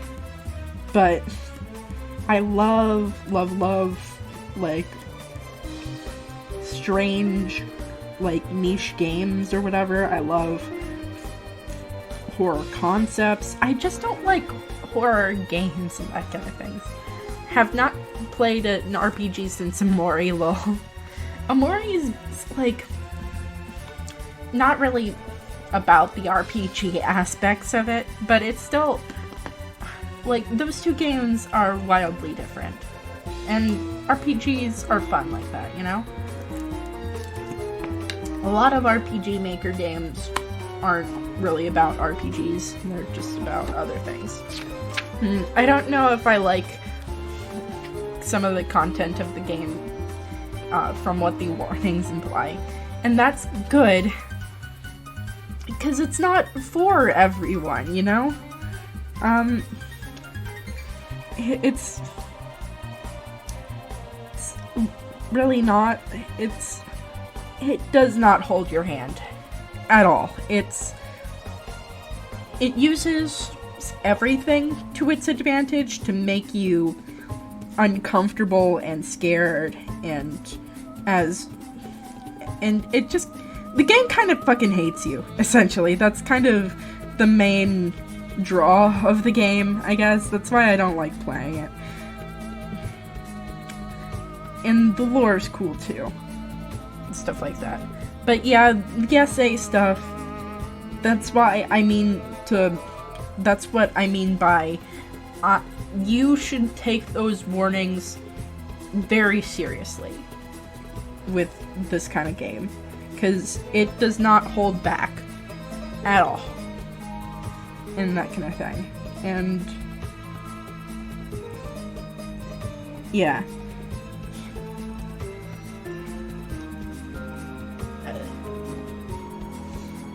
it's not glamorized, which is nice, but it's still used in effect for that kind of thing. About some other RPG Maker games. Have you ever played Lisa? I haven't ever played Lisa, but I know what you're talking about. Lisa the Painful is the closest idea of what I'm talking about when I'm referring to Fear and Hunger. In terms of, like, you can lose body parts and you have to go through really uncomfortable choices and deal with the after effects of that. But yeah, Lisa is really, really great. And I haven't actually ever played it, but that's because well, number one, I don't like buying games in general. Weird, I know, right? But second of all, like, I like just experiencing the story of games rather than playing them, because, like, the whole fail state system, like, doesn't really appeal to me. Which is really silly to say out loud, I realize, but, you know.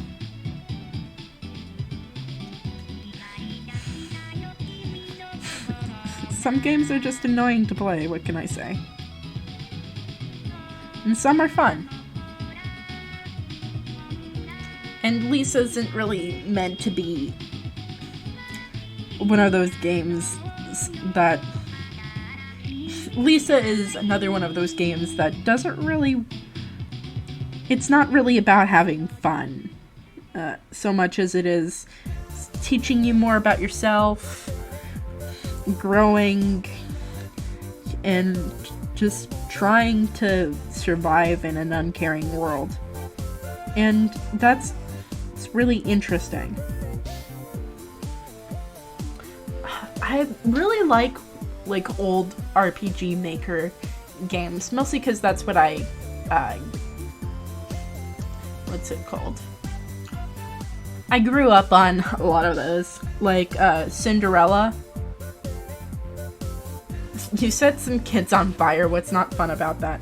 I mean, that's fun, right? But like, I don't really much care for choosing one of my beloved party members to cut the limbs off of, though, or like sacrifice or whatever, because sometimes I like those characters much more than the main character themselves. So like, it's kind of like going, okay, here's a character you like, okay, make this decision. Or like learn something about them that you didn't want to know, that kind of thing.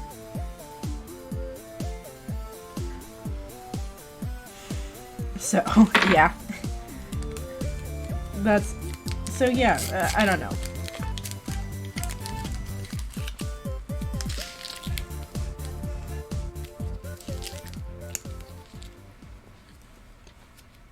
Purple's Gel Flex grid gets around. It's in Purple's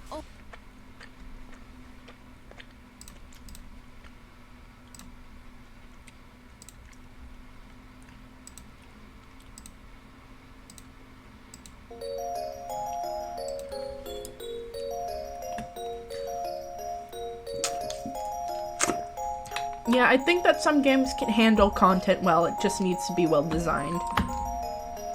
Exactly. Because a lot of the times it's just used for, like, shock bait and stuff like that. And that's not really what they're going for. I mean, like,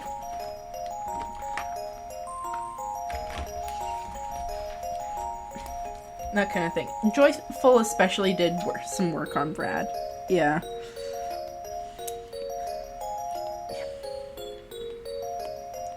But the main thing is that, like, when I'm talking about, like, fear and hunger, it's more in the camp of, like, those topics are used for the actual horror that they represent rather than cheap, like, scares or shock or whatever.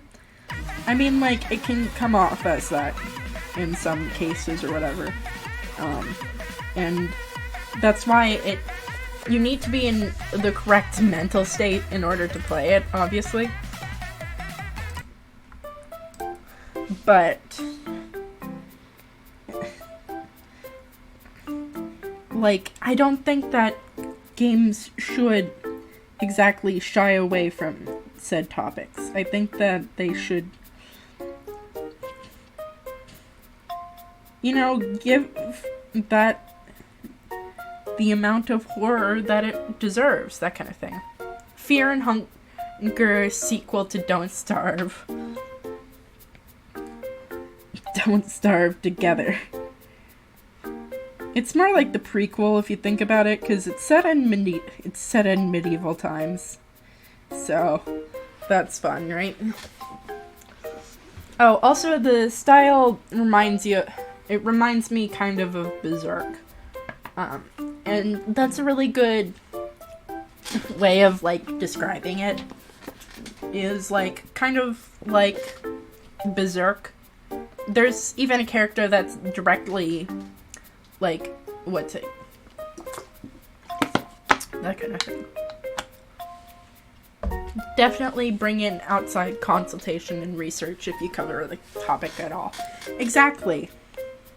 Because a lot of like, what most games kind of do is they either, like, use it as, like, a, oh no, this is what happened to, like, a woman character thing. And you're supposed to be like, oh no. Or whatever, right? And it feels so trivializing and creepy for that to just be the end of it, right? And then the other side of the spectrum is having it be celebrated in some way. And that's a completely different set of worms, or whatever. And it's kind of like it's weird in general. But yeah, the main thing is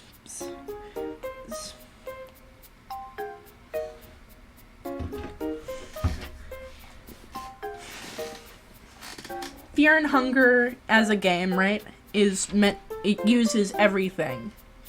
Literally everything, from every facet of its core gameplay to do it, that kind of thing. Also, your work on Cherri's looking nice so far. Thank you.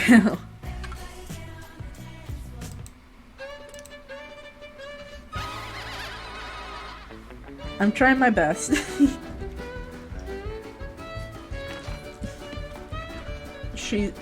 I've got like a list of character traits that I'm going for, right? You know, we've got that, chaotic. I'm gonna give her some of her clothes that are charred and that kind of thing. Her hair is supposed to like mimic kind of 80s hair and how like they did the ponytail thing or whatever. Though I'm not giving her a perm. It's weird. I'm giving her more sparkler kind of imagery, more fire imagery. I think that'll be fun. Give her tattoos, explosives, fireworks, those kinds of motifs. I might... let's see. I'm gonna give her some marks that kind of look like firefighters stuff. Because I think that's a fun way of juxtaposing things. Is the inside of the jacket colored red, or am I just reading that wrong? It is colored red, yes. Ow. I hate my fucking PC.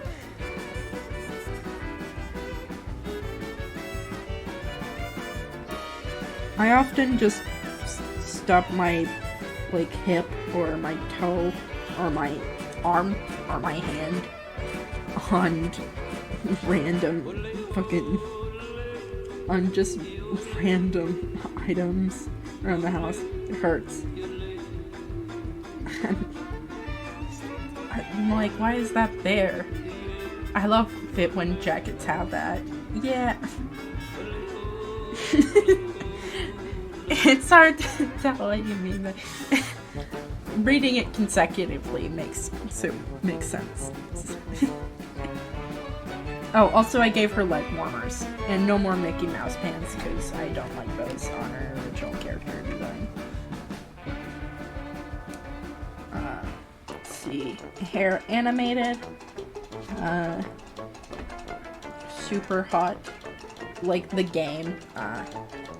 That game fucking rules stylistically, by the way. Charred clothes. Rips in pants need to be toned down. Mix and match shoes. Same type, different color. Leg warmers. Young gun. She's supposed to be like the embodiment of like a different form of self-destruction than Angel's work or whatever. It's the kind of self-destruction that helps Angel forget about the first kind of self-destructive behavior.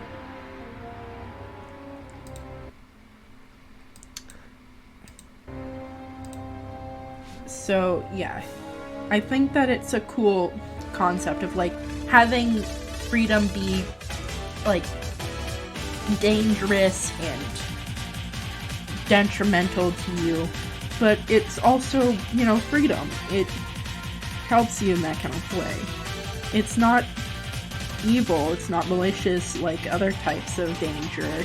It's just not very good for you. And that's a hard concept to learn, I think. It's pretty cool, I think. Anyway, that's what I'm going for. I don't know if it's going to translate out correctly, but that's what I'm hoping to convey.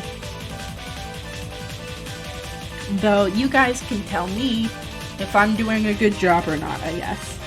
You can say no. Though,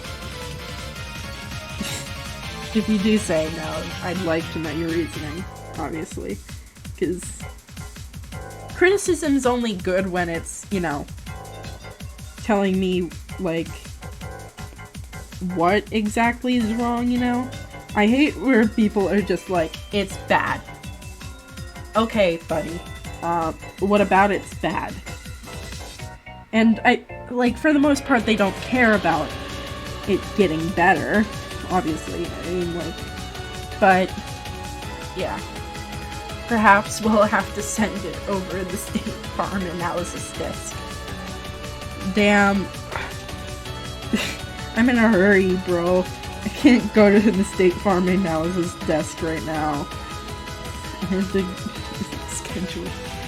to schedule like a DMV visit actually pretty soon, which will be fun. Wish me luck.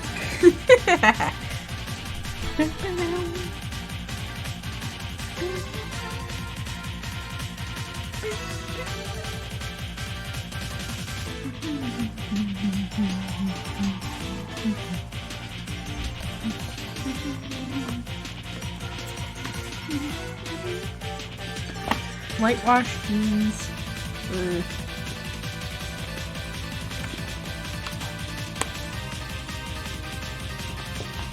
No.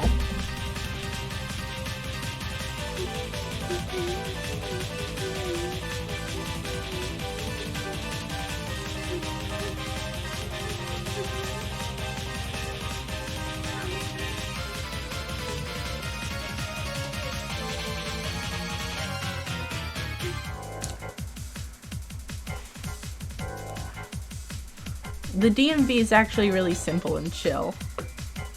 That's nice to hear, actually. I'm not too bright on analyzing character design. Where I live, that is. Yeah, I'm not really sure what Ohio DMVs are like, but just, like, there's a certain type of people here, so, yeah. I think she looks a little bit more put together here. Yeah, I think it's the jacket mostly doing that. And, like, I feel like I want to make her look more combat ready, if that makes sense.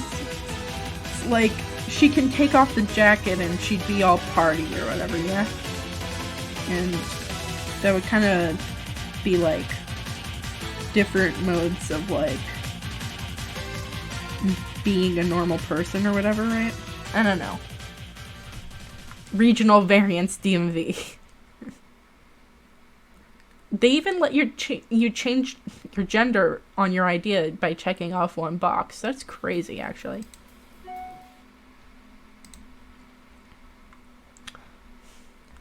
Character design peaked with the protagonist of Final Fantasy Tactics A2. It's been downhill from there. Bro, I need to look up the fucking character reference. Let me get that up.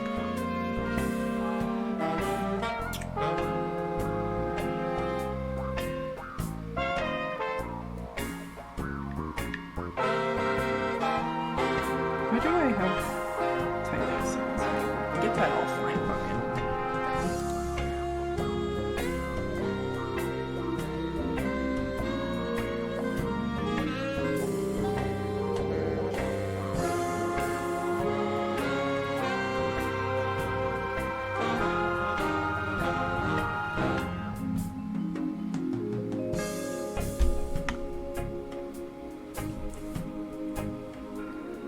Yo, my man is fucking dripped the fuck out. What the fuck is going on here? Oh my god. What is... Okay, overalls? This is... I'm being ironic. The dude has a picture of over design. Yeah, like... immediately I got it was a joke after looking at this fucking character, man. Like, cause, oh my god, there is so much here that does not need to be here. If you just, like, removed, like, most of that, it would be good, right? Well, the sword looks kind of like, what's it called? A dual disc? It looks like a piece of plastic is what I'm saying. The pizza cutter flash sword. The heels. They're ugly fucking heels, man. They are ridiculous. What the fuck is bro wearing? Crazy.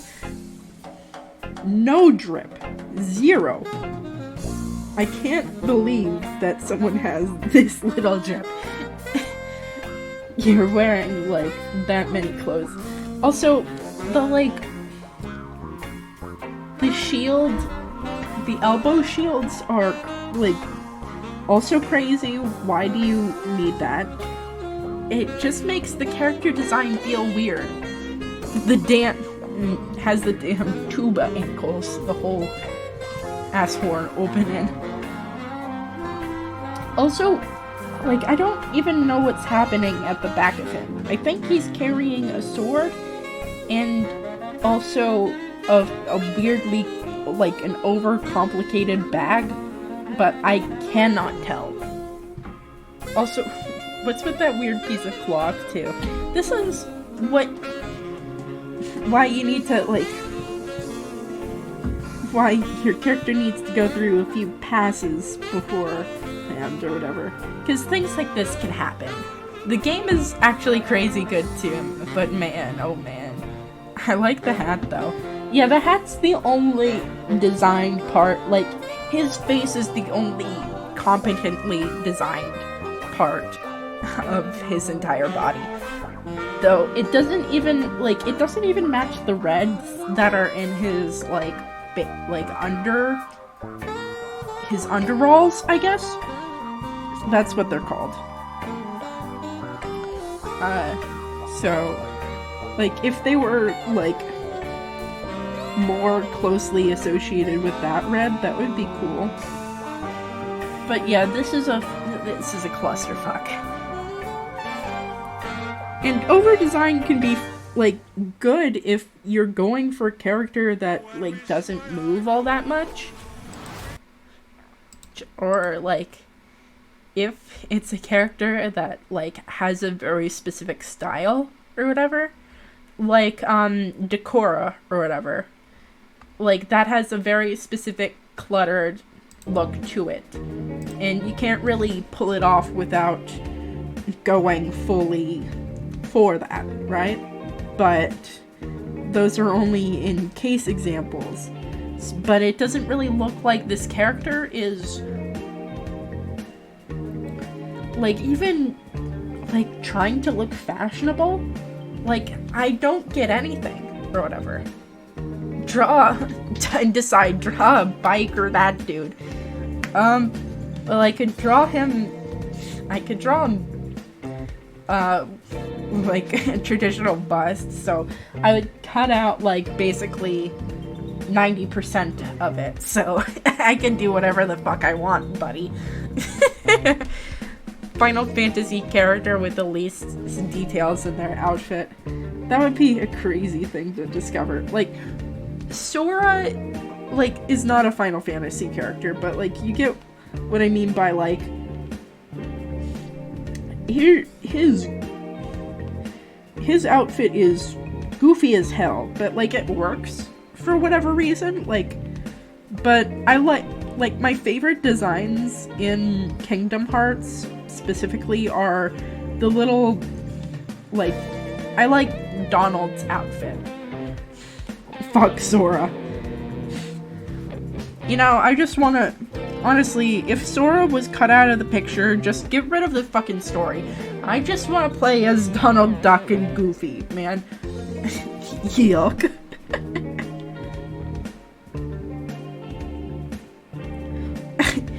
I think we're safe here.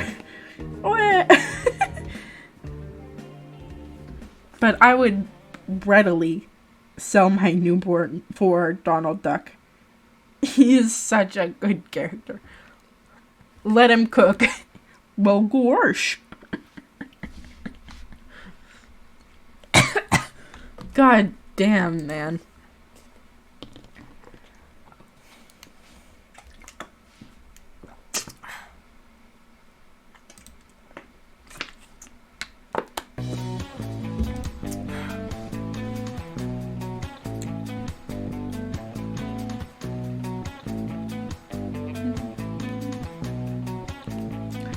The main thing is, like, it's hard to know when you're going overboard or when you're going underboard too, because there's a lot of generic designs out there.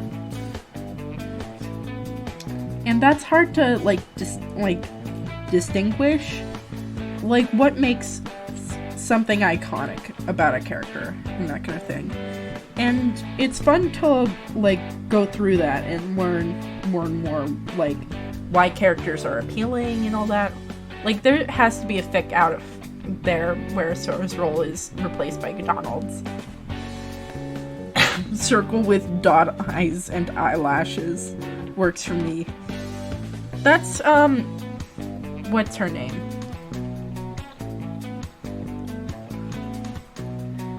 With the digital dummies and clones and everything.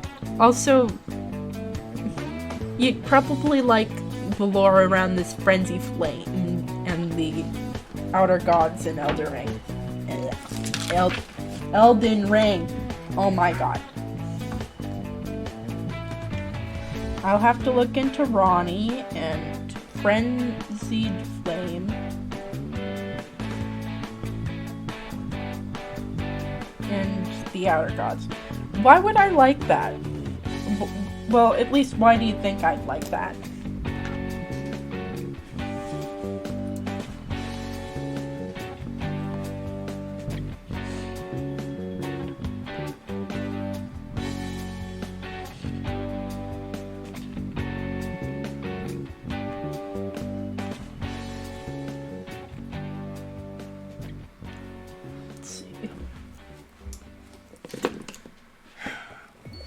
Cake in the break room. Cake?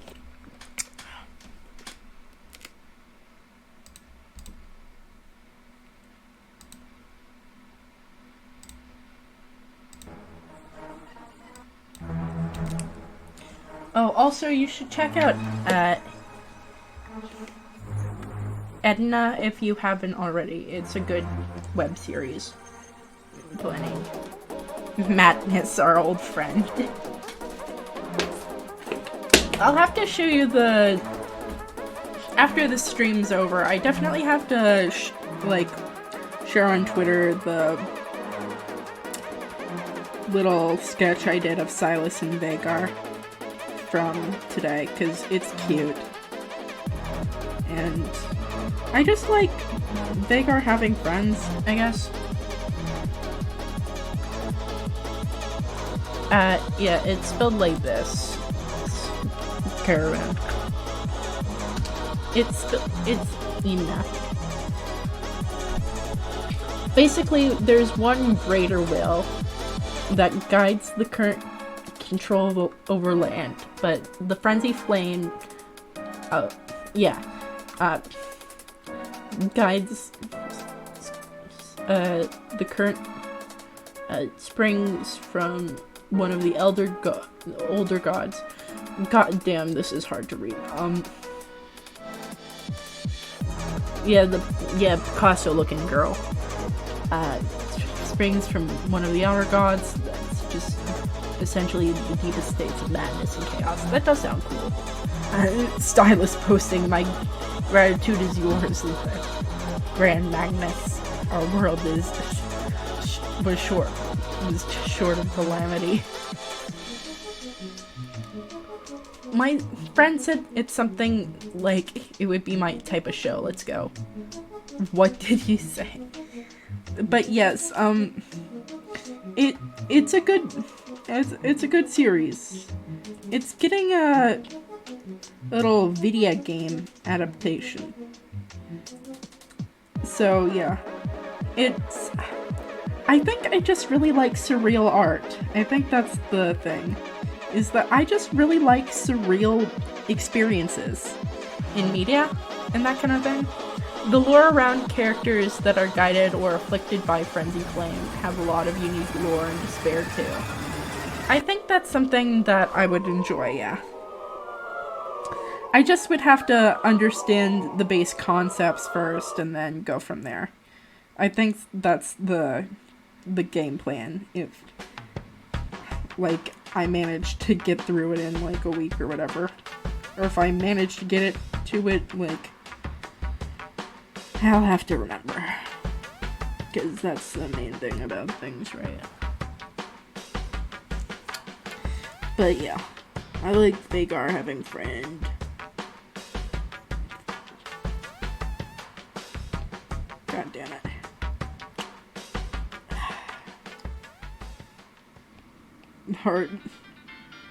These are the hard parts of drawing, is when you have to, like, do it and then you have to erase it and then you have to do it again because you erased the wrong fucking part of it.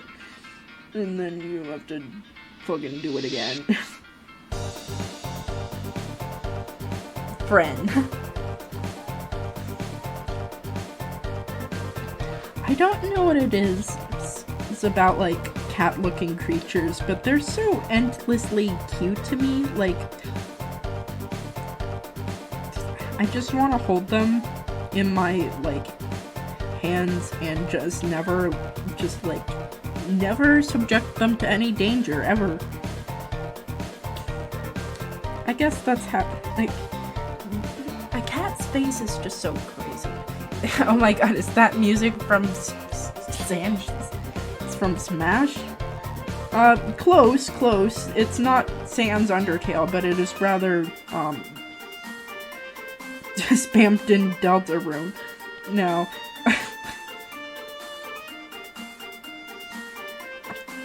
Yeah, I feel like Spampton's way more thing. I get that feeling but for anything that also remotely looks like a lizard.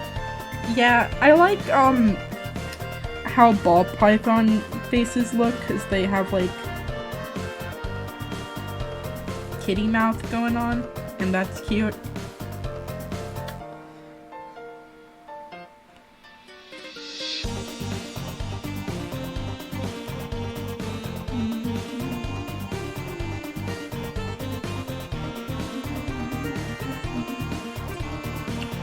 Oh my gosh.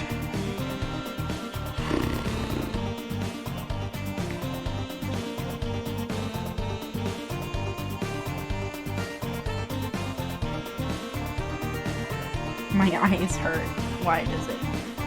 There's a theory going around that Sans in Undertale is actually just Sans from Deltarune that got isekai'd into an underground universe. Snakes with the face. I love those little fucking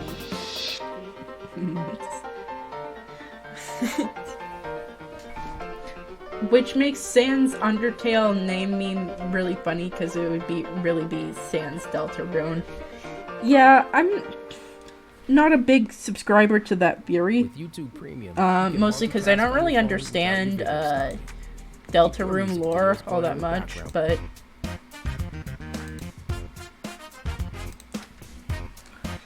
it would be funny if that were the case. Though I think that it's more likely that Sans from Undertale was just transfixed into Deltarune, but I don't fucking care. In Beach chapter... What the fuck? But that's just a theory, a game theory. I'm trying to read this. And I'm... Okay, let me try to read this stuff. Okay. No.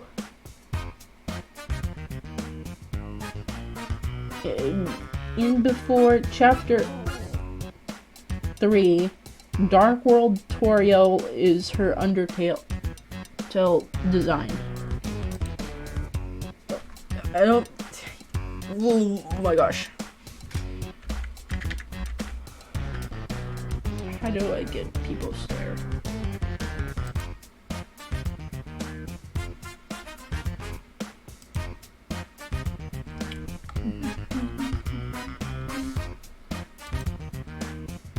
pH theory.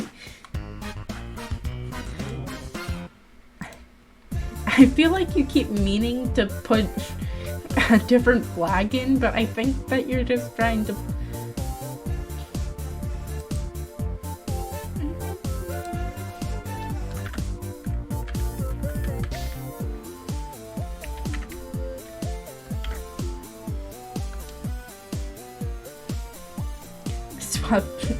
Swapping theory.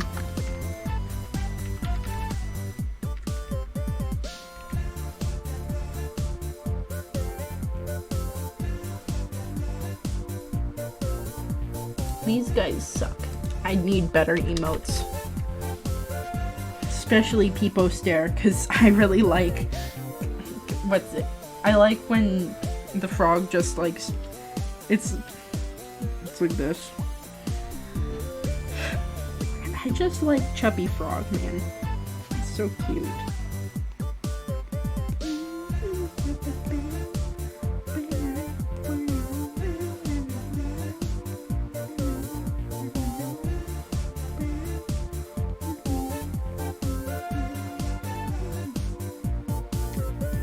Alright, yeah. I'm trying to show that there's charring on her clothing. Pepino theory. I should buy Pizza Tower. Oh yeah, Pizza Tower. Just make an autism creature but directly staring at us. Okay, yeah, I'll have to add that to my list of things.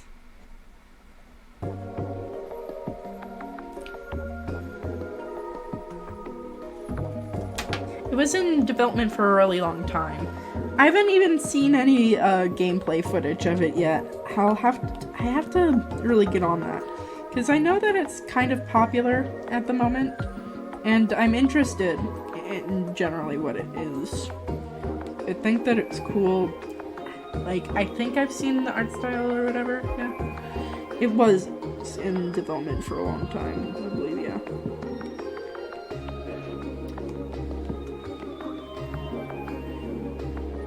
See.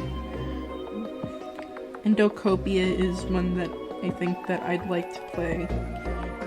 Though, I'd like to play the full release when that comes out, rather than just what the demo has. Though the demo is really cute. I replayed Wario Flip 4 entirely just for the lulz the other day. What a great fucking game. Man, when is it? Honestly, Waluigi should get a game. I'm surprised that Nintendo doesn't understand how popular of a character they're just not using. They're just like, no, that's for the party games and for the sports games. No other games. Waluigi does not exist in any other universe besides spin-off games, and not even like the spin-off game. You're only going to tennis, buddy. Oh shit.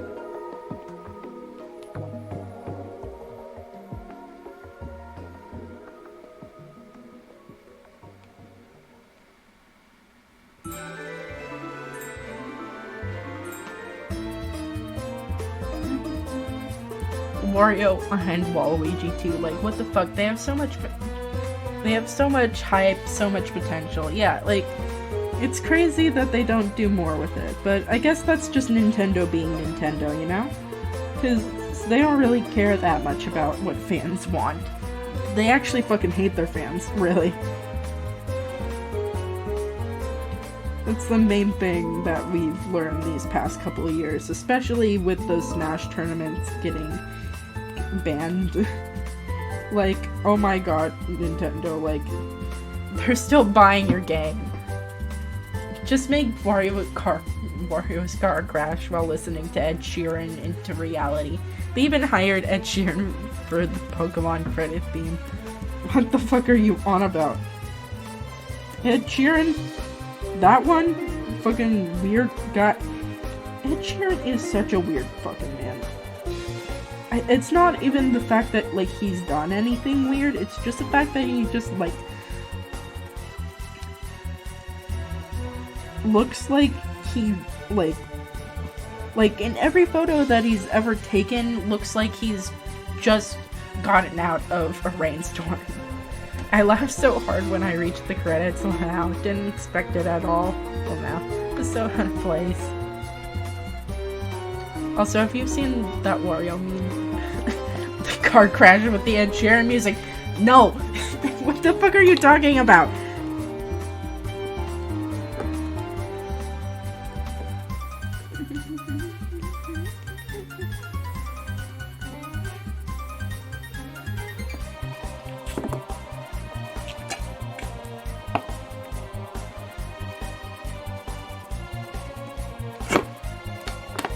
Wario dies in the elevator eating Oreos. Yeah, it's my favorite one.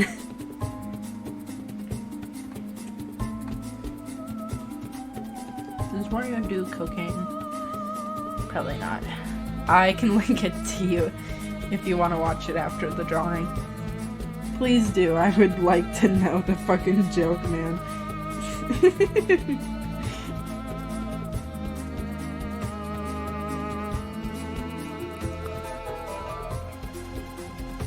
Alright.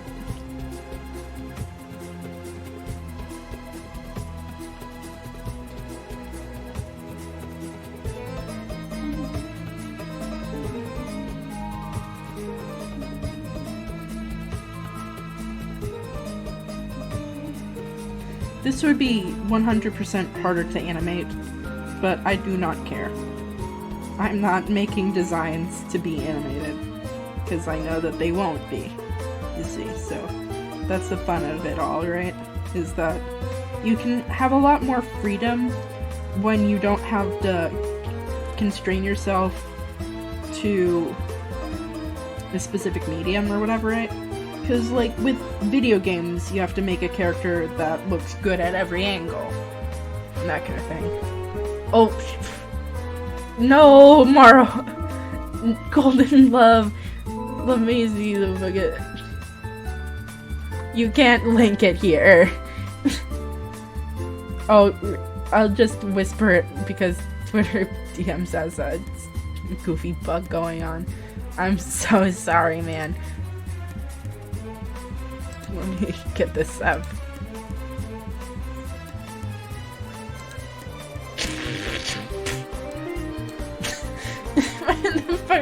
The first fucking image, man.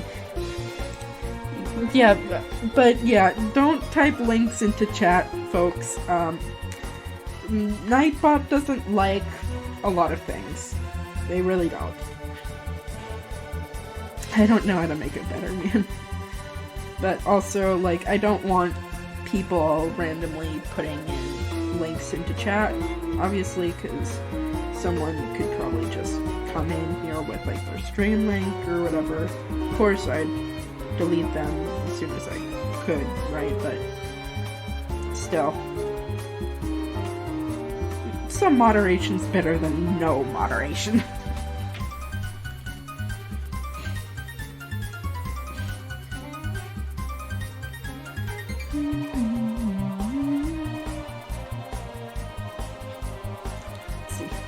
I simply want to link a legitimate unvetted link. Please, it is entirely normal and unthreatening.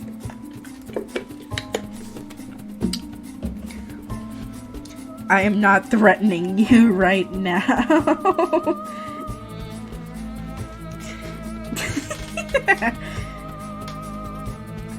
Nightbot does not care. Nightbot is just a robot. Once I get actual mods, maybe I can rest easy, but I'd first hire an editor, if that were the case, because I think that people would enjoy short form content with much more than just like hours upon hours of me just going, yo, it's cool. Though, I don't know, maybe people like the, yo, it's cool. I can't tell.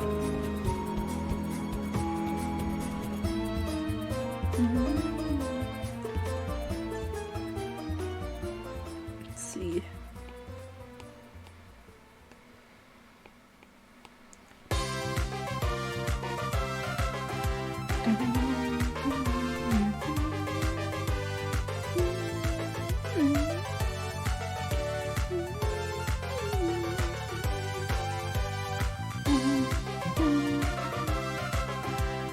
Okay, guys, do you want to watch? Actually, I can pull it up right now. Like all one layer that's just white. I like the one layer that's just all white. Where you mean this layer, the background color? That's normal, guys. I swear it is. It's just that I don't really want to. I don't really care to change it.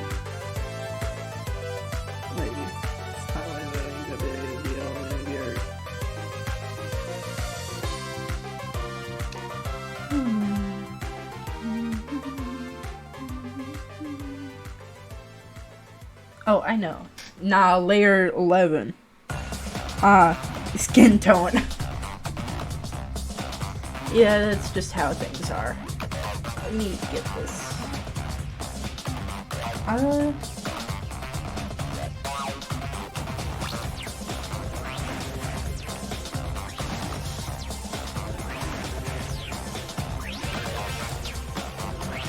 Let me do something real quick. Skin tone chicken bone. Let's go.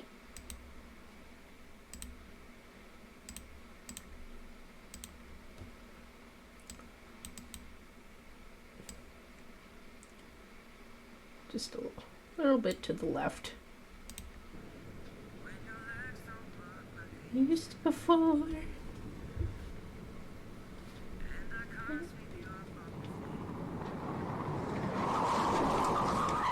my god!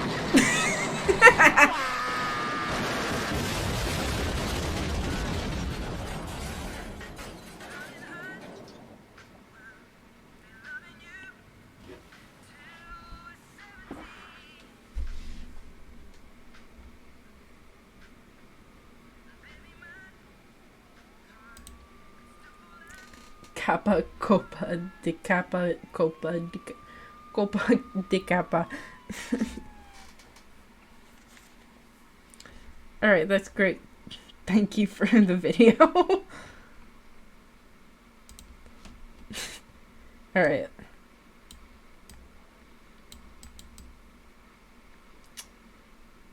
Thoughts and prayers. Rip Wario. Yeah, it's real sad what happened to him. It was, I think the real, I can't believe Wario's dead, dude. Yeah, it is crazy that icons can leave us so quickly. But death comes for us all. In the end, we are all just powerless against it. Anyway, check out my mixtape.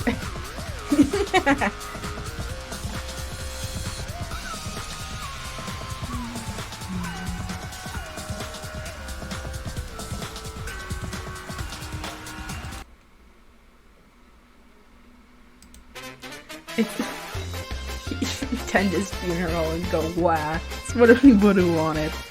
It's true, that's what he would have wanted. Anyway, Chad, do you want to go to someone's funeral? I don't think, I was never really close with Wario, personally. But I knew friends who were. And they're devastated at this news.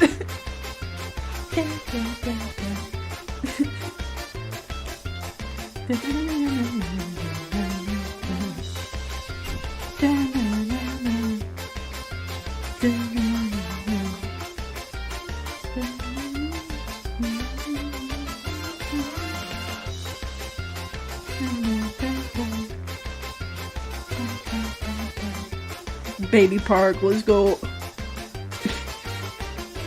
Chat, you wanna go?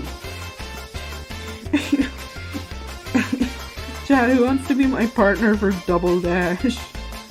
I can't.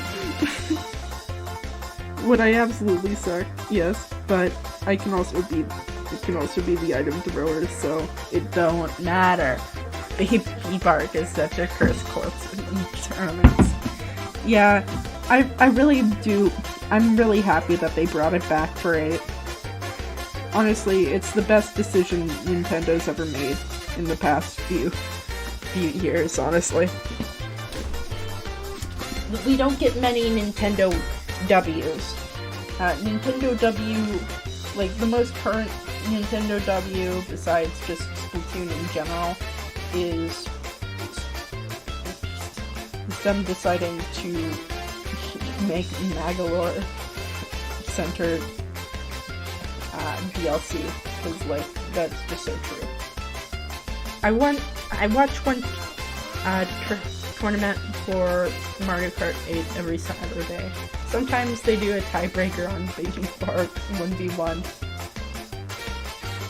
That must be really fucking crazy to watch. Are any of the players toxic? I want to know. Because I think that, like, Mario Kart, like, general Mario games are, like, really funny when there's just, like, one guy that just, like, takes the shit way too fucking seriously. Like, takes it personally that he's losing. Playing that with 2 players was so much fun. Now you could, with 2 players, you could punch the carts on the side. Yeah. Double Dash fucking ruled. It's better than Mario Kart Wii, like, in terms of, like, capabilities or whatever. Like, it's, like, actually a better game from, like, a technical standpoint. But, you know, most of the competitors seem pretty respectable. I mean, that's good, right? But it's also just less entertaining, I guess. But that's the main thing, is that it's just a little bit less entertaining. Like, a lot of the stuff that I do here on stream is mostly because, well, I'm just like this most of the time, but also I like being a heel. It's fun to be, like, pretend to be angry for fun. I think I just like lying. Double Dash has Plant too. Favorite Mario Karter. Hell yeah. Let's see. I like watching speedruns when I draw sometimes. It's fun.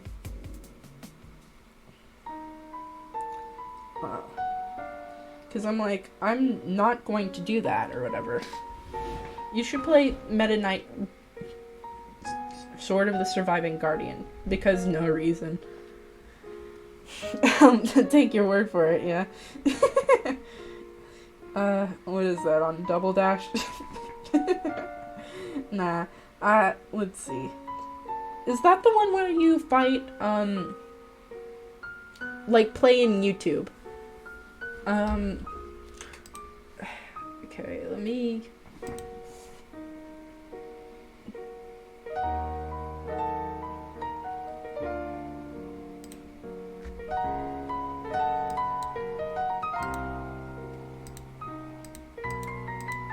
It's the name of the song.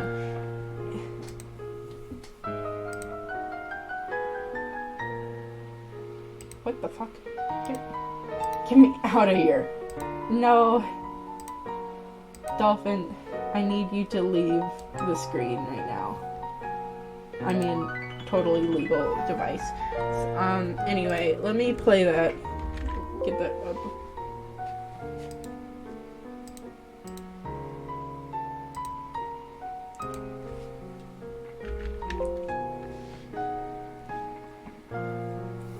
What the fuck is wrong with my computer?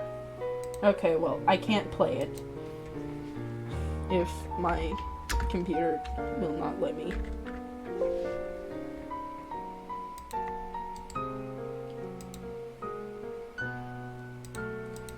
Right.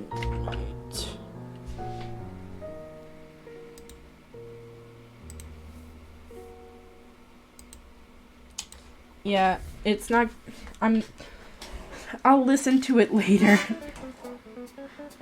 'Cause my computer just hates me Every time I seem to do something correct, I seem to step, like, one step closer to doing something wrong. I don't understand how this keeps happening to me, but, you know, I guess I should probably find someone more knowledgeable, but I don't know. Like, where would you, like, find someone like that? I don't know. Call customer support, I don't know. The computer is a dubious individual. So true, chat. But this dubious individual is holding stream captive, and I do not want that to happen. It's holding you guys hostage. Currently. Like, what the hell? It's a total dick move by their part, honestly. Like, come on. I need that. Dubious individual.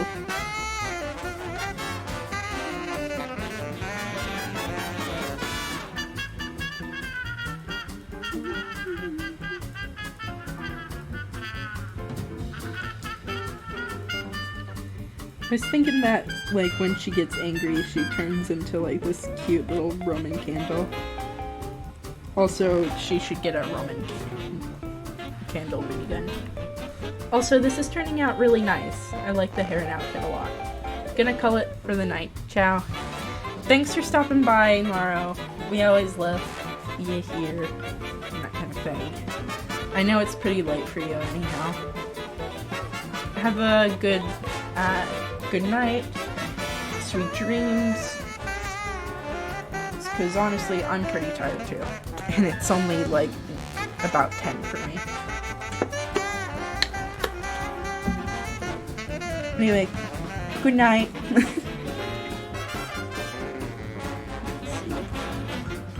It's the Cherri de bomb.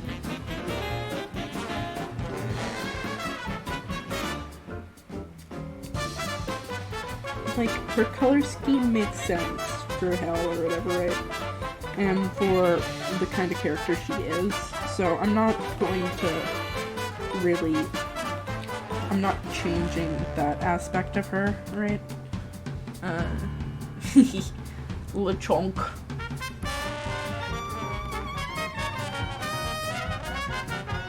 Let's see. I kinda, like, it reminds me of, what's it called? A Shirley Temple. I didn't really mean it to, like... That's kind of the first thing when I think of cherry-flavored things, besides, like, medicine or whatever. Medicine's either bubblegum, cherry, or grape-flavored, and they all taste horrible. Because they're supposed to be, like, real sweet for, like, a kid to trick you, or whatever, right? They never work.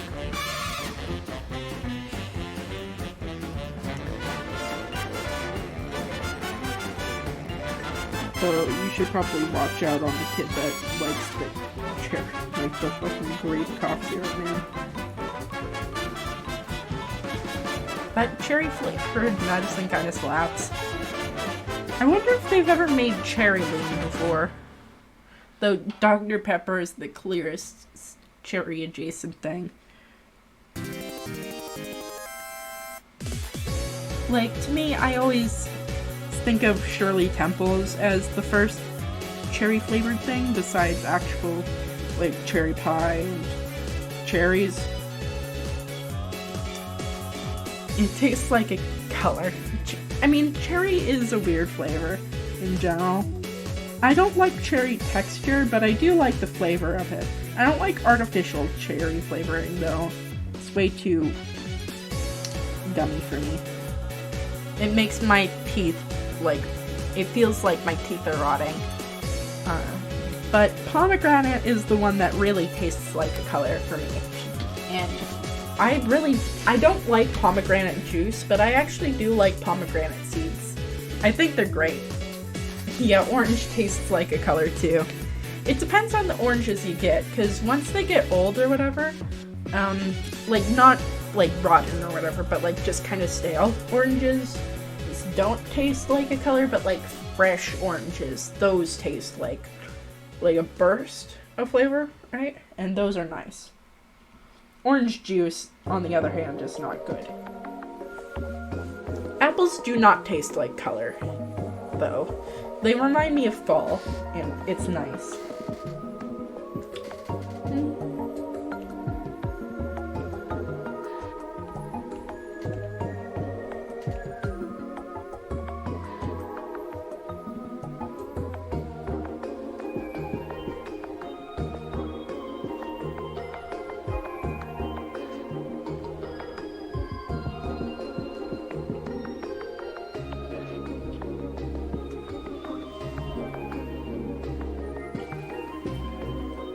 Most fruit juice does not hit.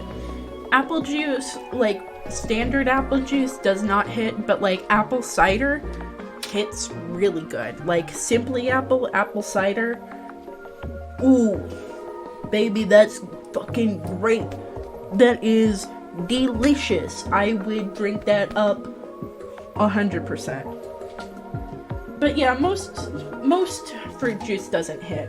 Typically, it just has way too much sugar in it. Or, like, it feels powdered in some form or another.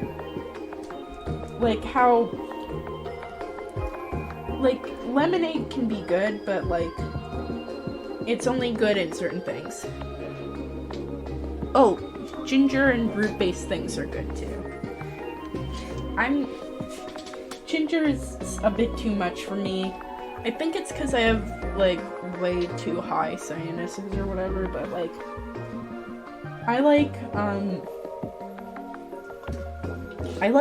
sometimes I like ginger candy, but regular ginger is just a bit too much of a burn.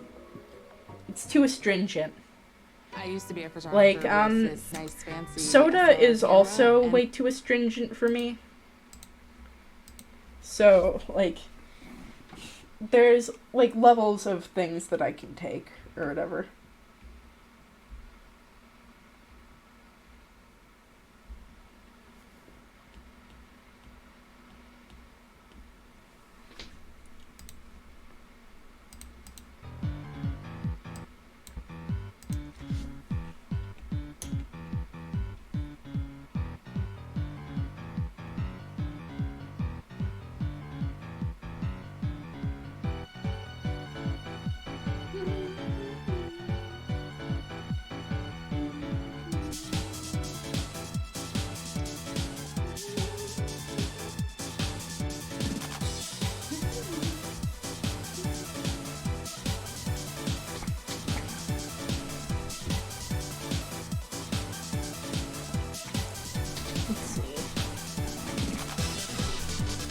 Is there any, like, pet peeves you have with food? Because I do have quite a bit of them. As you can probably tell. I'm a very big... The meta zone is bouncing to the music right now. Yeah.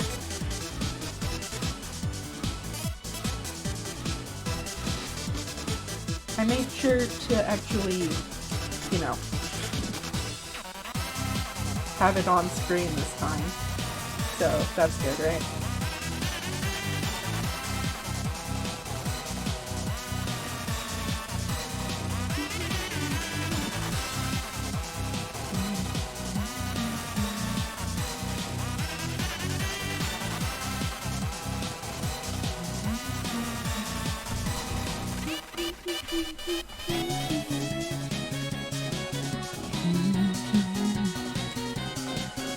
We're coming close to the end, so that's good, I think.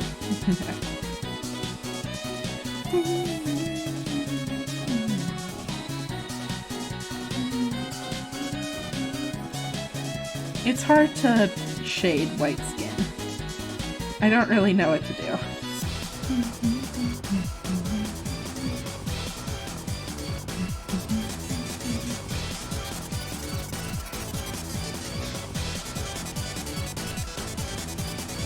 I kind of based her off of, what's it called? A Final Girl. In one of those 80s movies. You know how there's, like, slashers and stuff like that? That's what I'm kind of going for in her general look.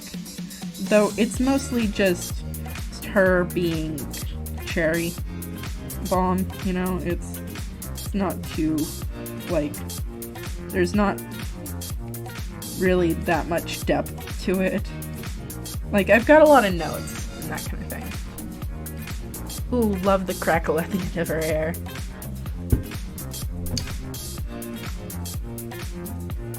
Biggest thing around food is would be tough or hard to chew stuff, like when people don't chop the heads off of asparagus. Yeah, those things are weird to eat, but I never have really that much big of a problem with asparagus. I actually do like how it tastes. Or those types of candy that make me feel like they'll rip my teeth out. Taffies are like the biggest, like, contributor into the, like, why the fuck did they make this, and who can I, who do I need to end this forever category of it. Yeah, the sparks are such a good detail. I feel like I want her to look more like a creature, like this character is not human, and that kind of thing. British people out there making coffee like they have teeth left. Yeah. It's crazy that they think that, but you know. Sometimes it's best to just watch them destroy themselves, I guess.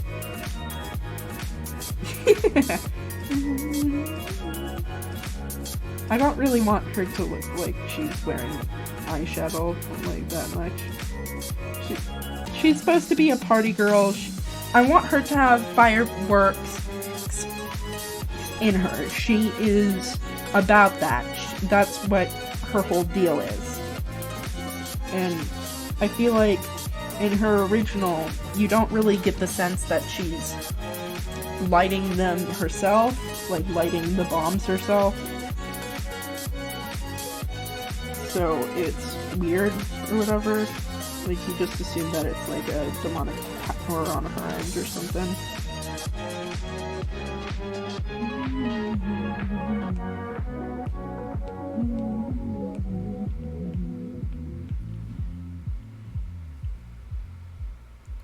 Also, it gives the, like, party, what's it?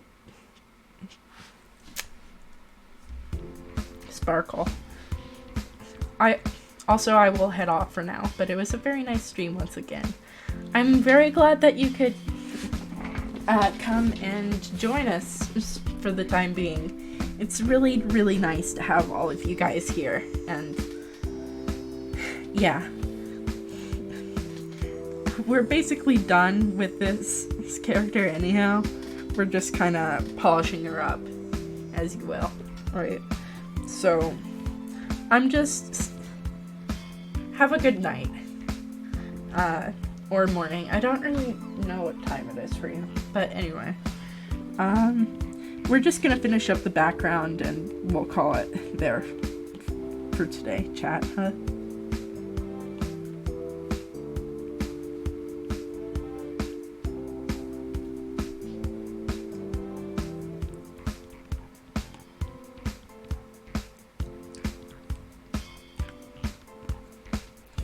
Alright.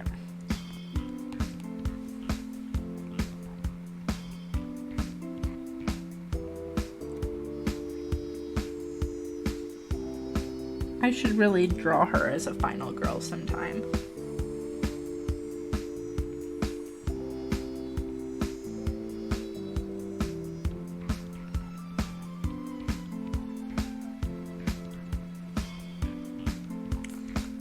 Alright.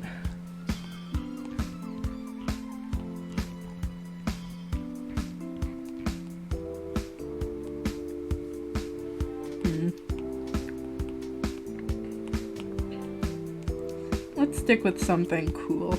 It'll make her colors pop out more. That's what I feel anyhow, right?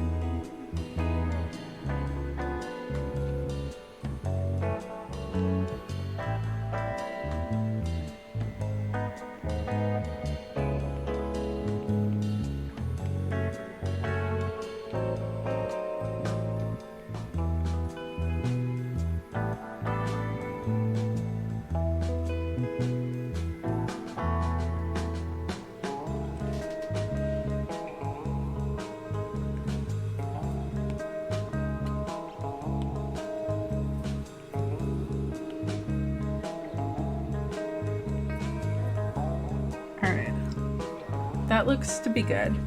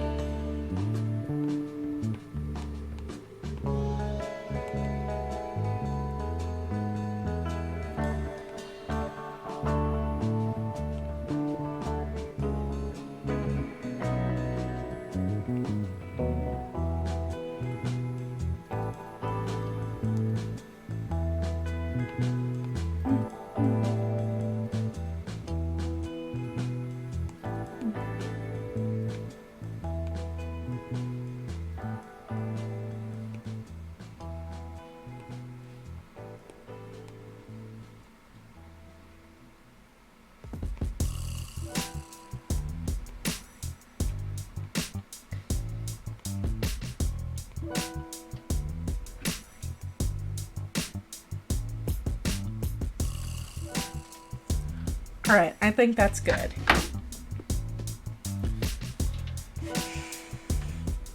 Alright, chat. Oh my god. It's unbelievable that all the grocery prices are so low. Aloha saving. It's not a sale. It's an Aldi thing.